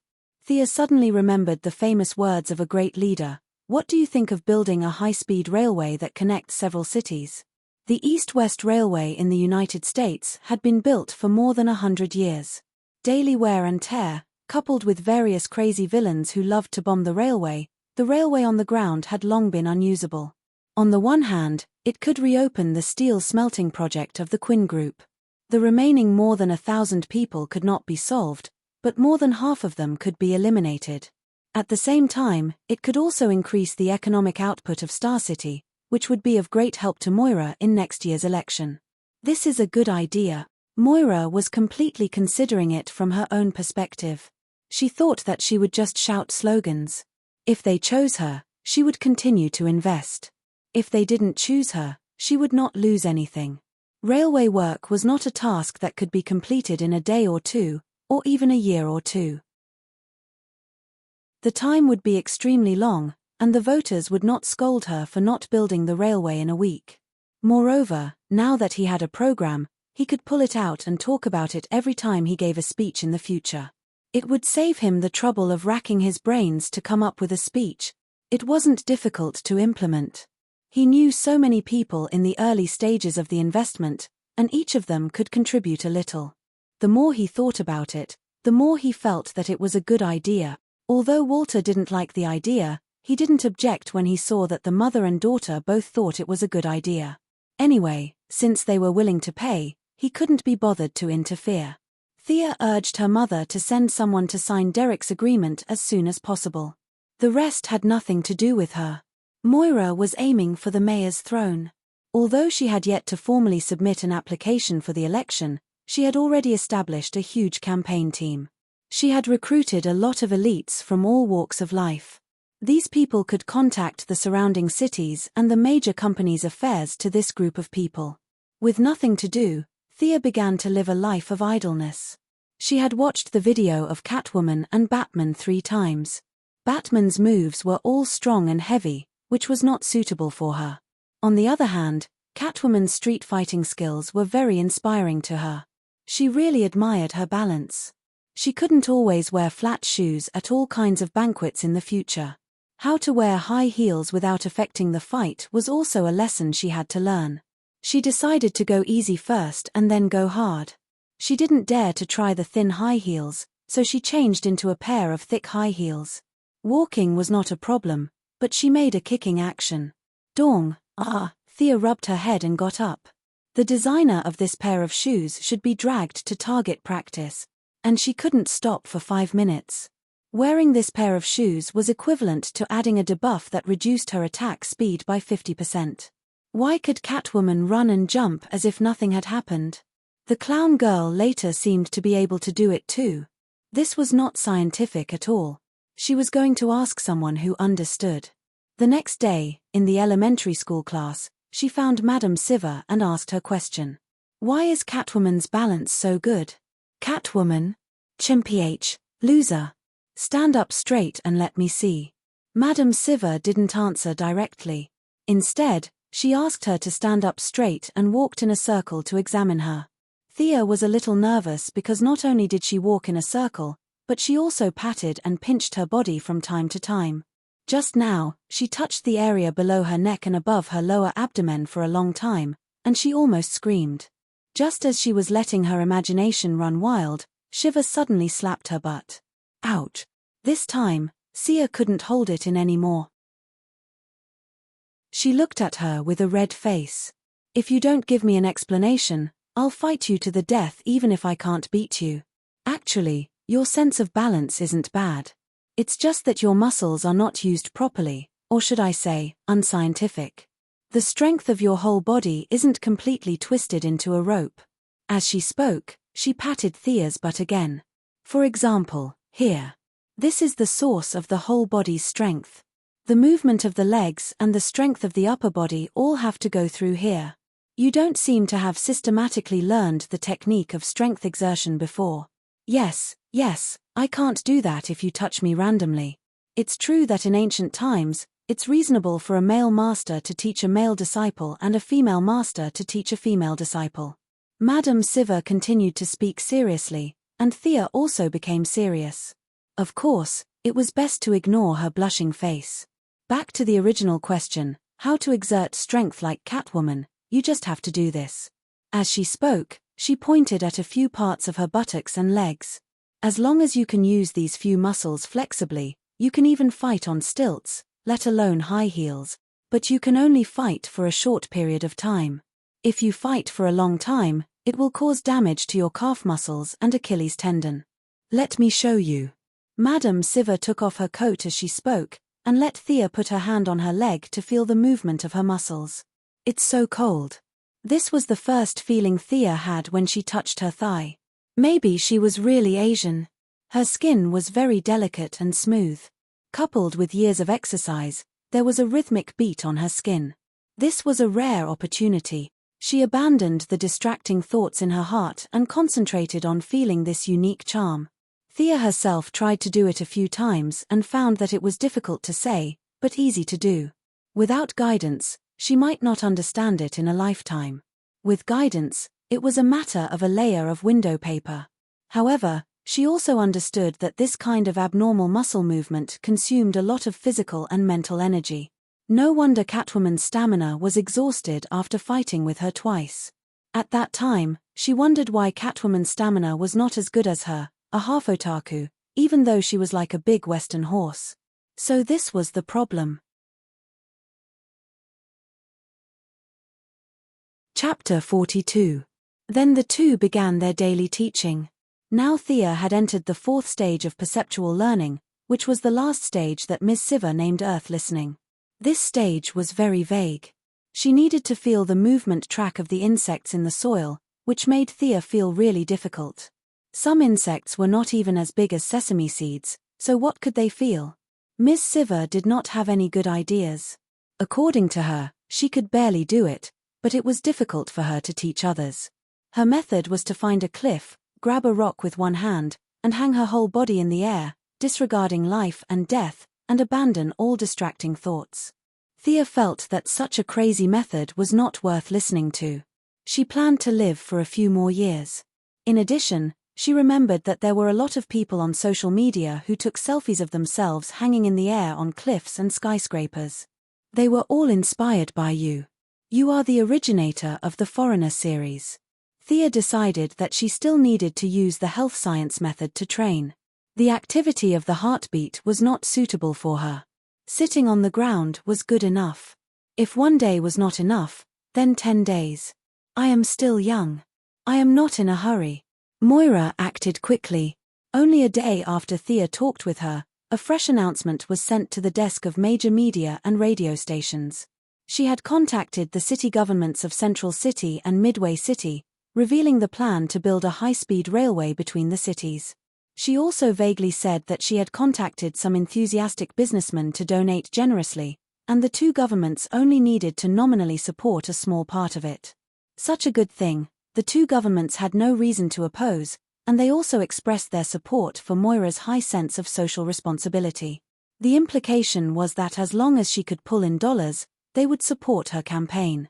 It was unknown whether this was Moira's own idea or the strategy of her think tank. Anyway, the bundled election was a reflection of political wisdom. The signal to the voters was, if you choose me, I will have a job.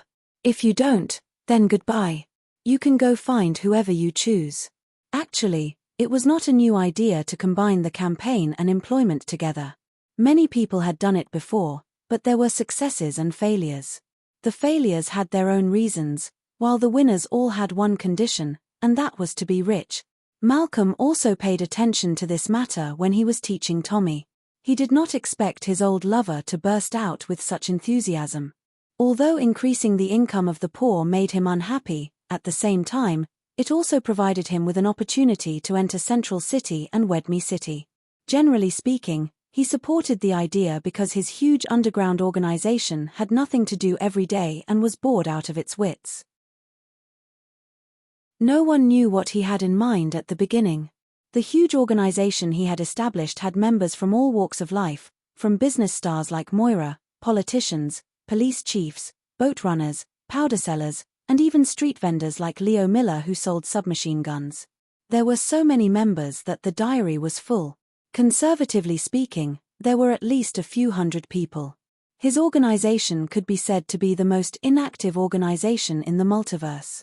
After the establishment, they did not go out to do demolition work in groups of 2 like Akatsuki. His reason was that they would take action when Unidac Industries' seismic device was developed. He did not know whether it was because of his big heart or because he was good at calculating. Anyway, these people did nothing but eat and wait for death to come. At present, he was in the waiting period.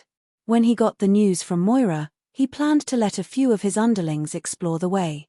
If everything went well, they would take down 2 cities. If not, they could also solve the instability of his underlings. With Moira's strong candidacy and Malcolm's secret help, in less than 4 hours after her announcement, one of the 3 candidates had announced his withdrawal and called for supporters to fully support Ms. Quinn. Thea was watching TV at Felicity's house, watching her mother on the stage talking about the dangers of various means of transportation except for high-speed rail. Planes.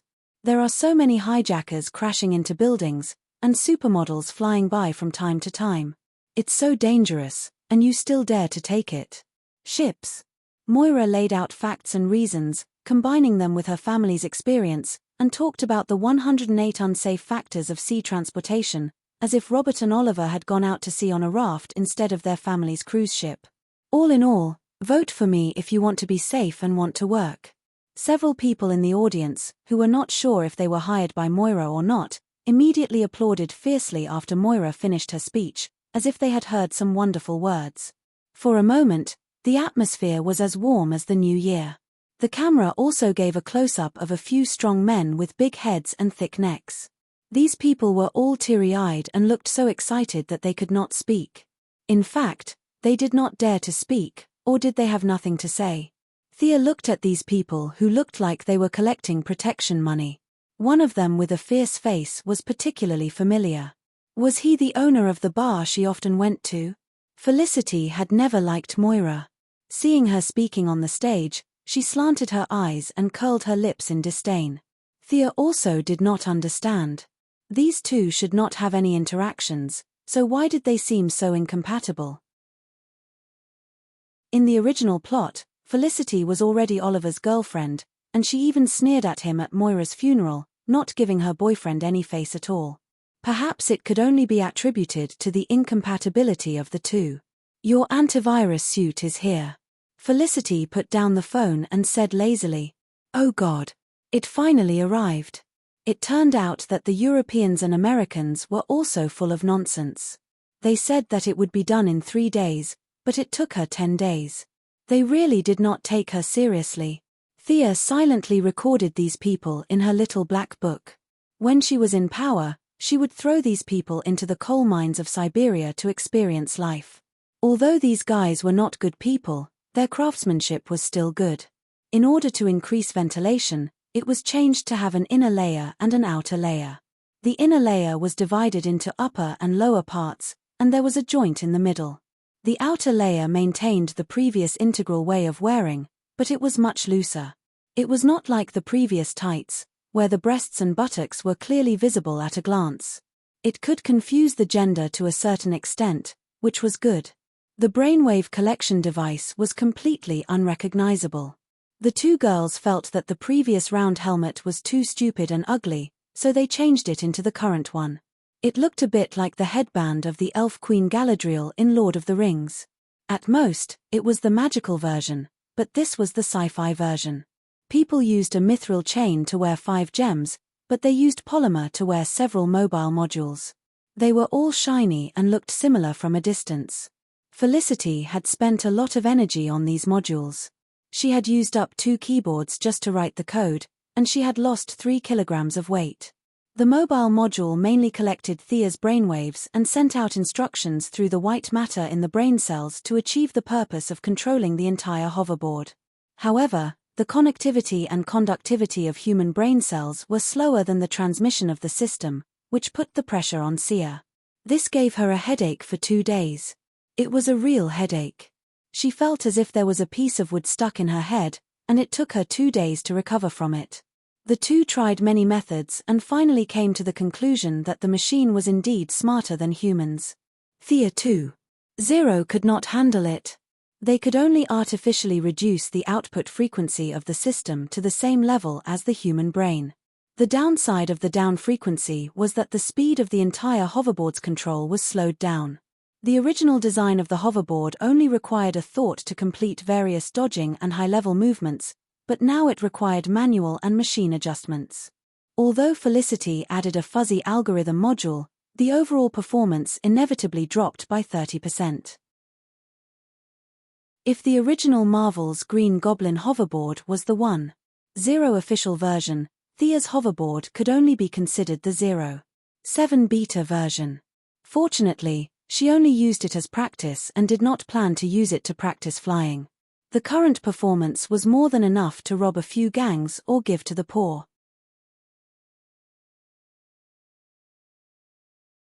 Chapter 43. The original main body of the skateboard had undergone 3 major modifications and was completely different from the original one. Dr. Hoffman probably wouldn't be able to tell that he was the one who developed this thing. The main body had changed from the original flat shape to a V-shape, with a large front and a small back. The operator was in the front. When the skateboard entered flight mode, a fixed frame would pop out from the body and fix the pilot's legs and waist. In theory, it would be no problem for the skateboard to perform a few flying tricks. Green Goblin was an agility-enhanced person, so he mainly relied on his own agility to operate the skateboard. He might have been forced to do so by Spider-Man at first, but later, he got used to it and it became instinctive.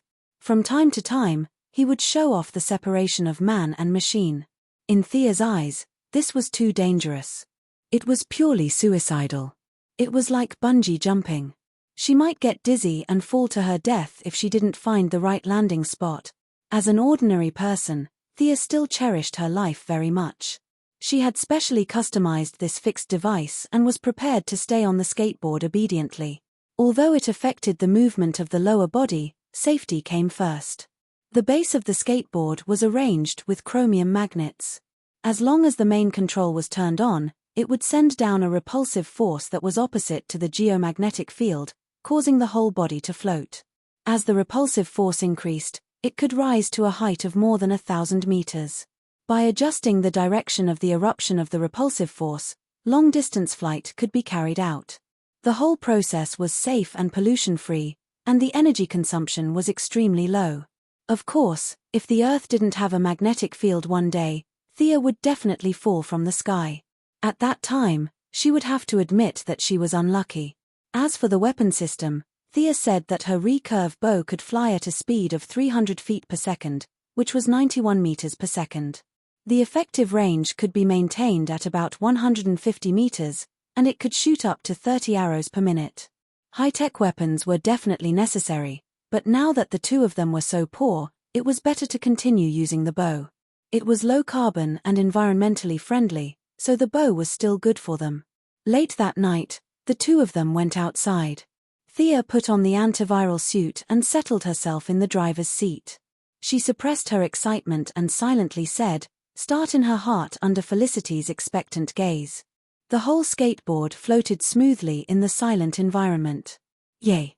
Sia waved her fist at Felicity, who was beside her. "Thea, the monitor shows that your blood pressure and pulse haven't changed much, but your heart rate is a little fast. You must be too excited. Now that the preliminary test is done, let's check other data." Felicity held the tablet in her hands, which showed the user's data at all times. The two of them first tested the height of the skateboard. Because they didn't know how many radar stations there were in the city, the skateboard could be coated with a layer of invisible paint. However, Thea, a living person, had nowhere to hide. Theoretically, the skateboard could rise to a height of 1,000 meters, but they were afraid that it would cause trouble, so they stopped at a height of 100 meters. In fact, a height of 100 meters was enough. One floor was only 3 meters high, which was equivalent to the height of a 33-story building. It was more than enough to fight crime in the city. Next, the two of them tested the maximum speed of the skateboard. "Speed up, Thea. 80 kilometers per hour, no obvious discomfort. Accelerate again, 150 kilometers per hour, good situation. 220 miles per hour. Blood flow is faster. Heart rate is stable, 300, Thea, stop. Don't speed up anymore, your body is close to the danger line." Since Thea had reached the limit, there was no need to risk her life. It seemed that 300 kilometers per hour was her current limit. She believed that with the improvement of her physical fitness and the increase of the intensity of training, there would be some room for improvement. It was too cool. He enjoyed the speed of the sprint in the breeze. He didn't have to think about anything. He didn't have to calculate or worry. No wonder so many people liked to race. It was really a great enjoyment. Thea circled around the city at a height of 50 meters. She wanted to slow down and fly with Felicity, but she didn't expect the girl to be afraid of heights. Next, they entered a period of chivalry for them, but robbing for the bad guys. Thea put on a red leather jacket over the anti-lotus suit. It couldn't be helped. The anti-lotus suit was too professional, and anyone with the intention would be able to trace it back to her. Initially, she wanted to add another bulletproof vest, but after putting on 4 layers, she looked too ugly. Her slender figure looked like a fat person wearing the bulletproof vest. Even Sia, who was afraid of death, couldn't stand it. She had no choice but to remove the bulletproof vest and add 2 fiber protective plates on the chest and back. She tied her hair up.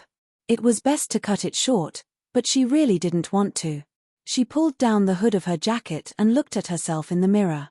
She really did look like the original Thea 1.0 in the show. Nonsense, they were the same person, okay? She didn't wear an eye mask. That was too low class. She was now wearing anti-wind goggles with infrared function, and the lenses were made of bulletproof Lycos resin. Thea carried her bow and arrow, took her usual katana and dagger, and set off to find her hunting target under Felicity's excited gaze. Although she had made a lot of mental preparations and thought about how she would deal with the unexpected situation, the facts proved that she had thought too much. Star City was like a dead city in the middle of the night.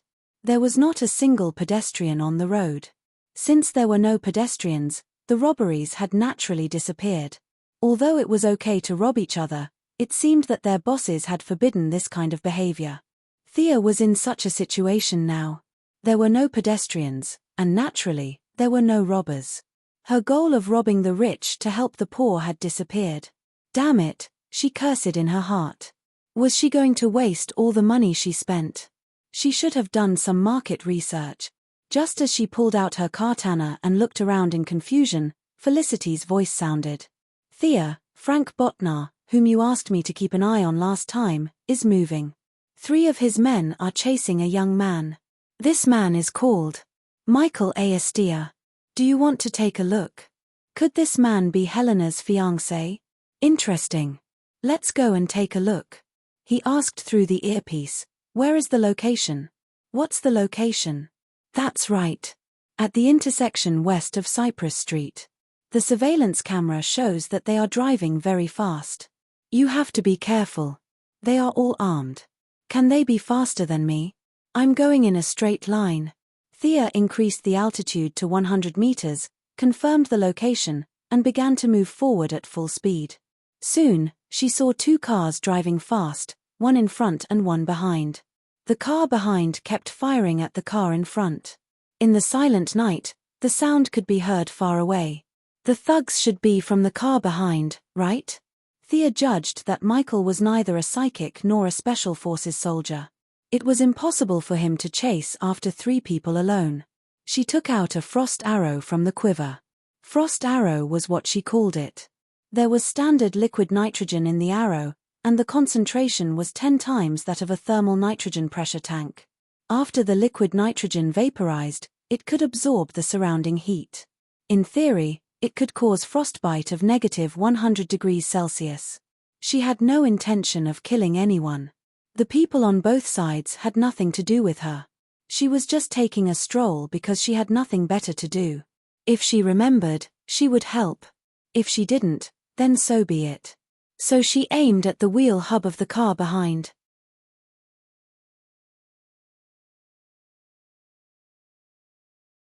Chapter 44. She calculated the distance in advance, estimated the wind speed and other adverse effects, and released the arrow with a swoosh. The cooling effect of liquid nitrogen was impeccable. Although her refining skills were not as good, it was no problem for her to deal with these urban thieves. The arrow hit the wheel, and a layer of cold air burst out instantly. The wheels at the back of the car were visibly frozen. The driver was still stepping on the accelerator to chase after the car in front. His skin had just sent a cold signal to his brain, and before he could understand what was going on, he and the car were already flying. Thea looked at the result of her attack and felt a little guilty. It seemed a little too powerful. Originally, she only wanted to stop the car, but now the car flipped 6 or 7 times in the air before landing on the road like a gymnast. The people in the car did not climb out for a long time. Thea looked at them for a long time. Were they dead? She was about to call it a day and go home when she saw the car in front of her crash into a roadside billboard. What was going on? Was there an invisible enemy? Thea scanned the surroundings with infrared and found nothing out of the ordinary. Hey, did you see who attacked the car in front of you? Felicity did not reply immediately. Instead, she checked several cameras from different angles and slowed down. In the end, she said with uncertainty, it seems that when you were shooting, a gunman hit the tire of the car in front of you. There's no one near you. How could something so unlucky happen to me? Thea was convinced by the luck of the guy in front of her. He had been running back and forth for 10 minutes and fired hundreds of bullets. Only the last bullet hit. Was this the legendary warrior who had to die in the charge of the last battle? Although Michael was also involved in a traffic accident, his injuries were much lighter than those behind him. He kicked the door open and stumbled out. After he ran for 20 meters, the expected shouts of "Don't run, stop" didn't appear at all. This made him a little puzzled. He gathered his courage and looked back, only to find that there was a car behind him. It was upside down. Was this the car that was chasing after him? It looked familiar, but what was with the ice in the car? Michael didn't know what that meant, but he found the scene a little strange. He wanted to continue running, but there was no one chasing after him. What was the point of running? But he couldn't just stay here and not run. Just as he was in a dilemma, the door of the car behind him was pushed open. A bald man with blood all over his face crawled out. Sia, who was on the high ground, saw that one of his legs was bent to the side in a very inhuman way, leaving a bright red trail of blood on the ground as he walked. "This is too tragic," Sia whispered. "Felicity, call an ambulance for them." He then glanced at Michael. This person was stunned. "Why aren't you running away with such a good opportunity? You want to treat the enemy to a meal?" This man had neither courage nor charisma. He was neither tall nor mighty, nor handsome. Helena, the future huntress of the Raptor squad, really didn't have good taste. She was willing to kill her own father for this kind of man. There was only one father, and men were everywhere. Thea was too lazy to comment on other people's outlook on life. Michael's hands and feet were intact on the ground, and the crawling man was about to lose consciousness. The other two people in the car didn't come out. She didn't know if they were too cold or too injured. The infrared scan showed that their bodies were still a little warm. If they hadn't practiced the turtle breathing technique, they should have been unconscious. Michael finally realized the dangerous situation he was in. He took out a cloth bag from the car and ran away without looking back. Thea wanted to rob some of the construction funds for the Iron Man armor, but she couldn't bear to see the crawling man in such a miserable state. She decided to let him keep the money for treatment. After circling the city twice, she met a 10-year-old boy selling powder and a homeless man robbing burgers. What kind of people were they? Thea beat the two of them angrily and turned back to the base without getting a penny. "Felicity, what should we do? The world is so difficult. We don't have enough money for next month." Thea hated the modern corporate system. She had so much money under her name, but she could only take a little money from the trust fund every month. Tonight's liquid nitrogen looked cool, but it was all money. All kinds of purification, suppression, and sealing. It was really not easy to get money from the group, so it was all Thea's private money. No wonder the people who made false accounts in the past and this life were all talents. They were all forced by this system. Tony Stark announced that he was Iron Man in public. It was not without the huge consumption of the Iron Man armor and the unknown flow of funds. The board of directors had to confess because they couldn't fool them. Justin Hammer's Iron Man armor had a wholesale price of more than 100 million, and as an Iron Man armor that was 8 streets better than him, it could only be more expensive. Felicity was an otaku, so there was no good way. The two could only continue to patrol tomorrow and try their luck. In the next few days, Thea went out every night to try her luck. She didn't catch any big fish, but she caught a lot of small fish and shrimps. The charges were not big, and it was a waste of taxpayers' money to send them to the police station, so she simply taught them a lesson. She didn't know if these people were timid or they didn't have much power. Thea imagined her back printed on a large piece of paper, and the bounty of hundreds of millions of berries written under it never appeared. Star City is still the same as before. Is my sense of existence so low? Thea now goes out every night to be chivalrous. In the morning, she trained with Ms. Siva. At 8 o'clock, others came to work. She left everything to Felicity, closed the door, and went to sleep. At night, she continued to go out. "Wake up, someone is looking for you." In a daze, Thea saw Felicity leading a tall girl into the room.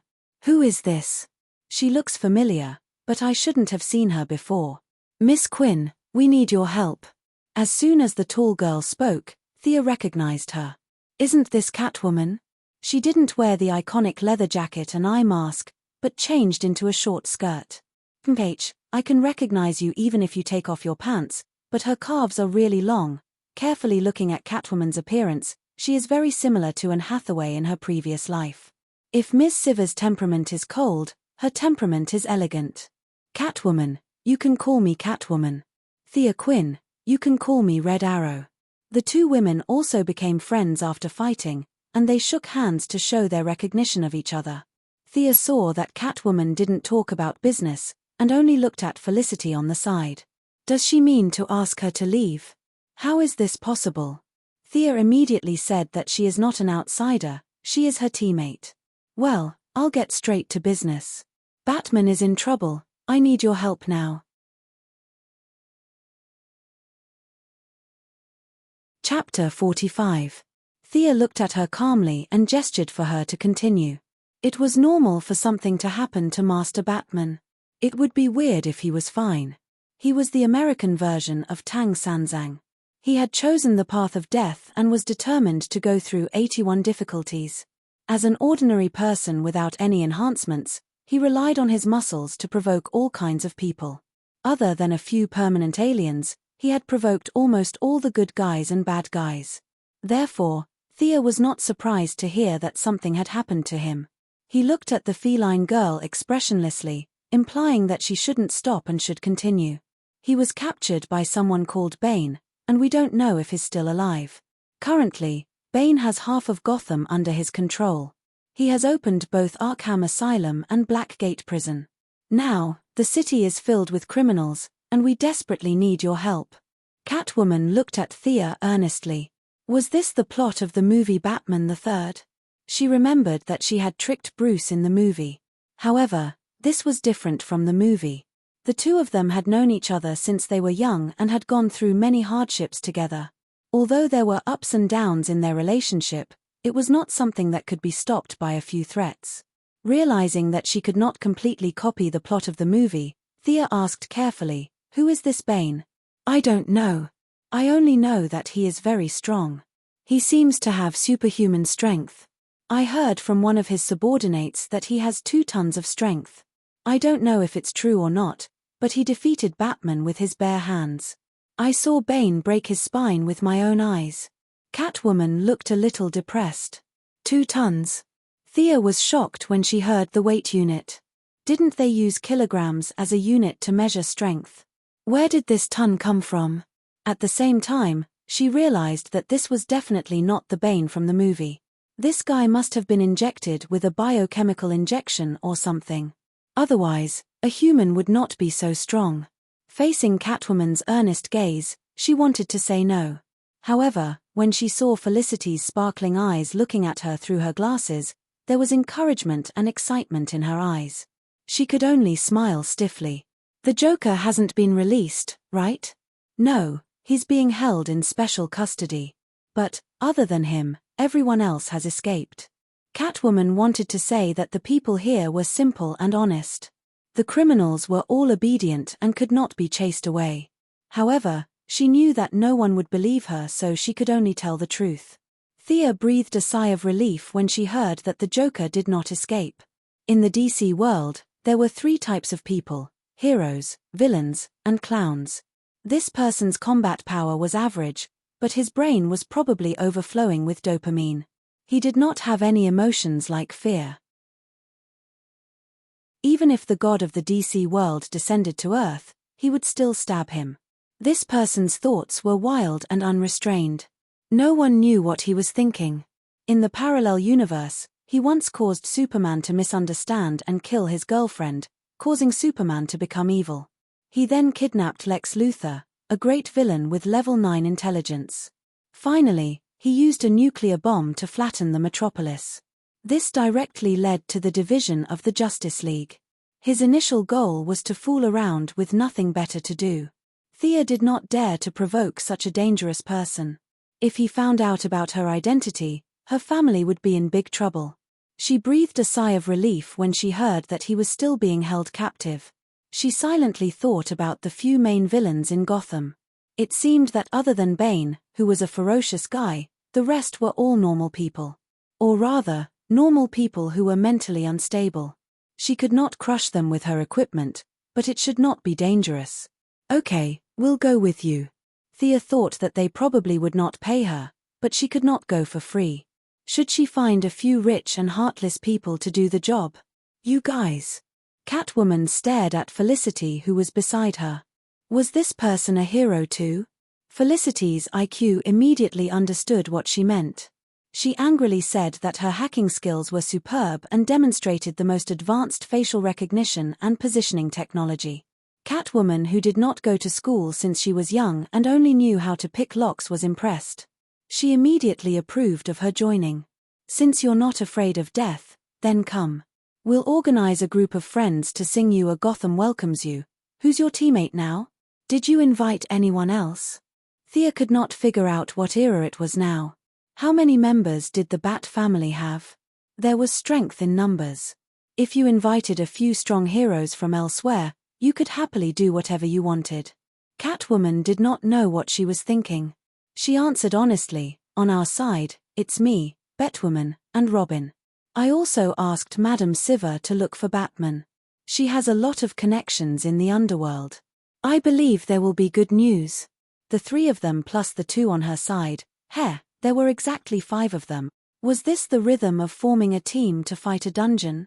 It was a pity that Catwoman, Batwoman, Robin, and herself did not have any resistance. They were all agility-based heroes. Felicity could only do logistics. She would cheer everyone up and act cute as a mascot. They were done for this dungeon. In fact, it would be great if Madame Sivir was here. She could temporarily take on the role of damage absorber. Unfortunately, she was sent out to look for someone. You sent the best fighter out to look for someone. I really have to hand it to you. She wanted to say that she would look for someone and let Sivir deal damage. However, that would be a bit of a boost to the morale of others. She resisted the urge to say it. Besides, she really did not know where Batman was locked up. In the movie, it was a deep cave. Master Bruce even did a leap of faith. However, in this real world, who knew where that place was? She could only hope that Sivir would find him quickly and let him come back to clean up the mess. She asked Catwoman how she got here. The answer she got was that the armory had been discovered by Bane. All kinds of high-tech equipment had been taken away. Without Batman by her side to give her ideas, she did not dare to do anything. She had hitched a ride all the way here. That was why it was said that heroines could not rely too much on others. They had to be independent. Thea asked the company to prepare a helicopter for her. Knowing that Catwoman knew how to pilot it, she heaved a sigh of relief. After all, Gotham was not a tourist city. After hearing Catwoman describe the rain of bullets, she was still thinking of how to make up a lie to fool the pilot. The two of them did not hide it from Catwoman. They folded the skateboard a few times and put it in their backpacks. It weighed less than 20 kilograms. It was indeed a good weapon for home travel, murder, and arson. This was the good thing about being a superhero. They did not ask about other people's abilities or background. If you were willing to tell them, just say it. If you were not, then forget it. Catwoman watched the two of them pack up their equipment and naturally stood at a distance. Not knowing how the battle would be, Thea brought all of her arrows. Yes, she was prepared to be a long-range attacker. Although she was better at close combat, she still felt that it would be safer to leave such an important position to someone else. Felicity was still immersed in her fantasy of being a hero. Thea reminded her a few times before she realized that she also needed to prepare. After running around for 2 rounds, she did not find anything else that she needed to bring along other than a tablet. Thea, should we bring some food? Thea, have you seen my charger? Catwoman's mouth twitched when she heard this. We are so big in Gotham. Do you think we lack food for you? Thea also felt a little embarrassed. She had lowered the standards of Star City's heroines. Didn't you see that her peers in Gotham were laughing at her? She quickly pulled her in and asked her to change. After all, the situation in Gotham was unclear. It was impossible for her to be like before, sitting in front of a monitor with fries and Coke while watching a live broadcast. You're tuning in to the Celestial War YouTube channel. Don't forget to subscribe and join us on this journey to catch the most captivating stories.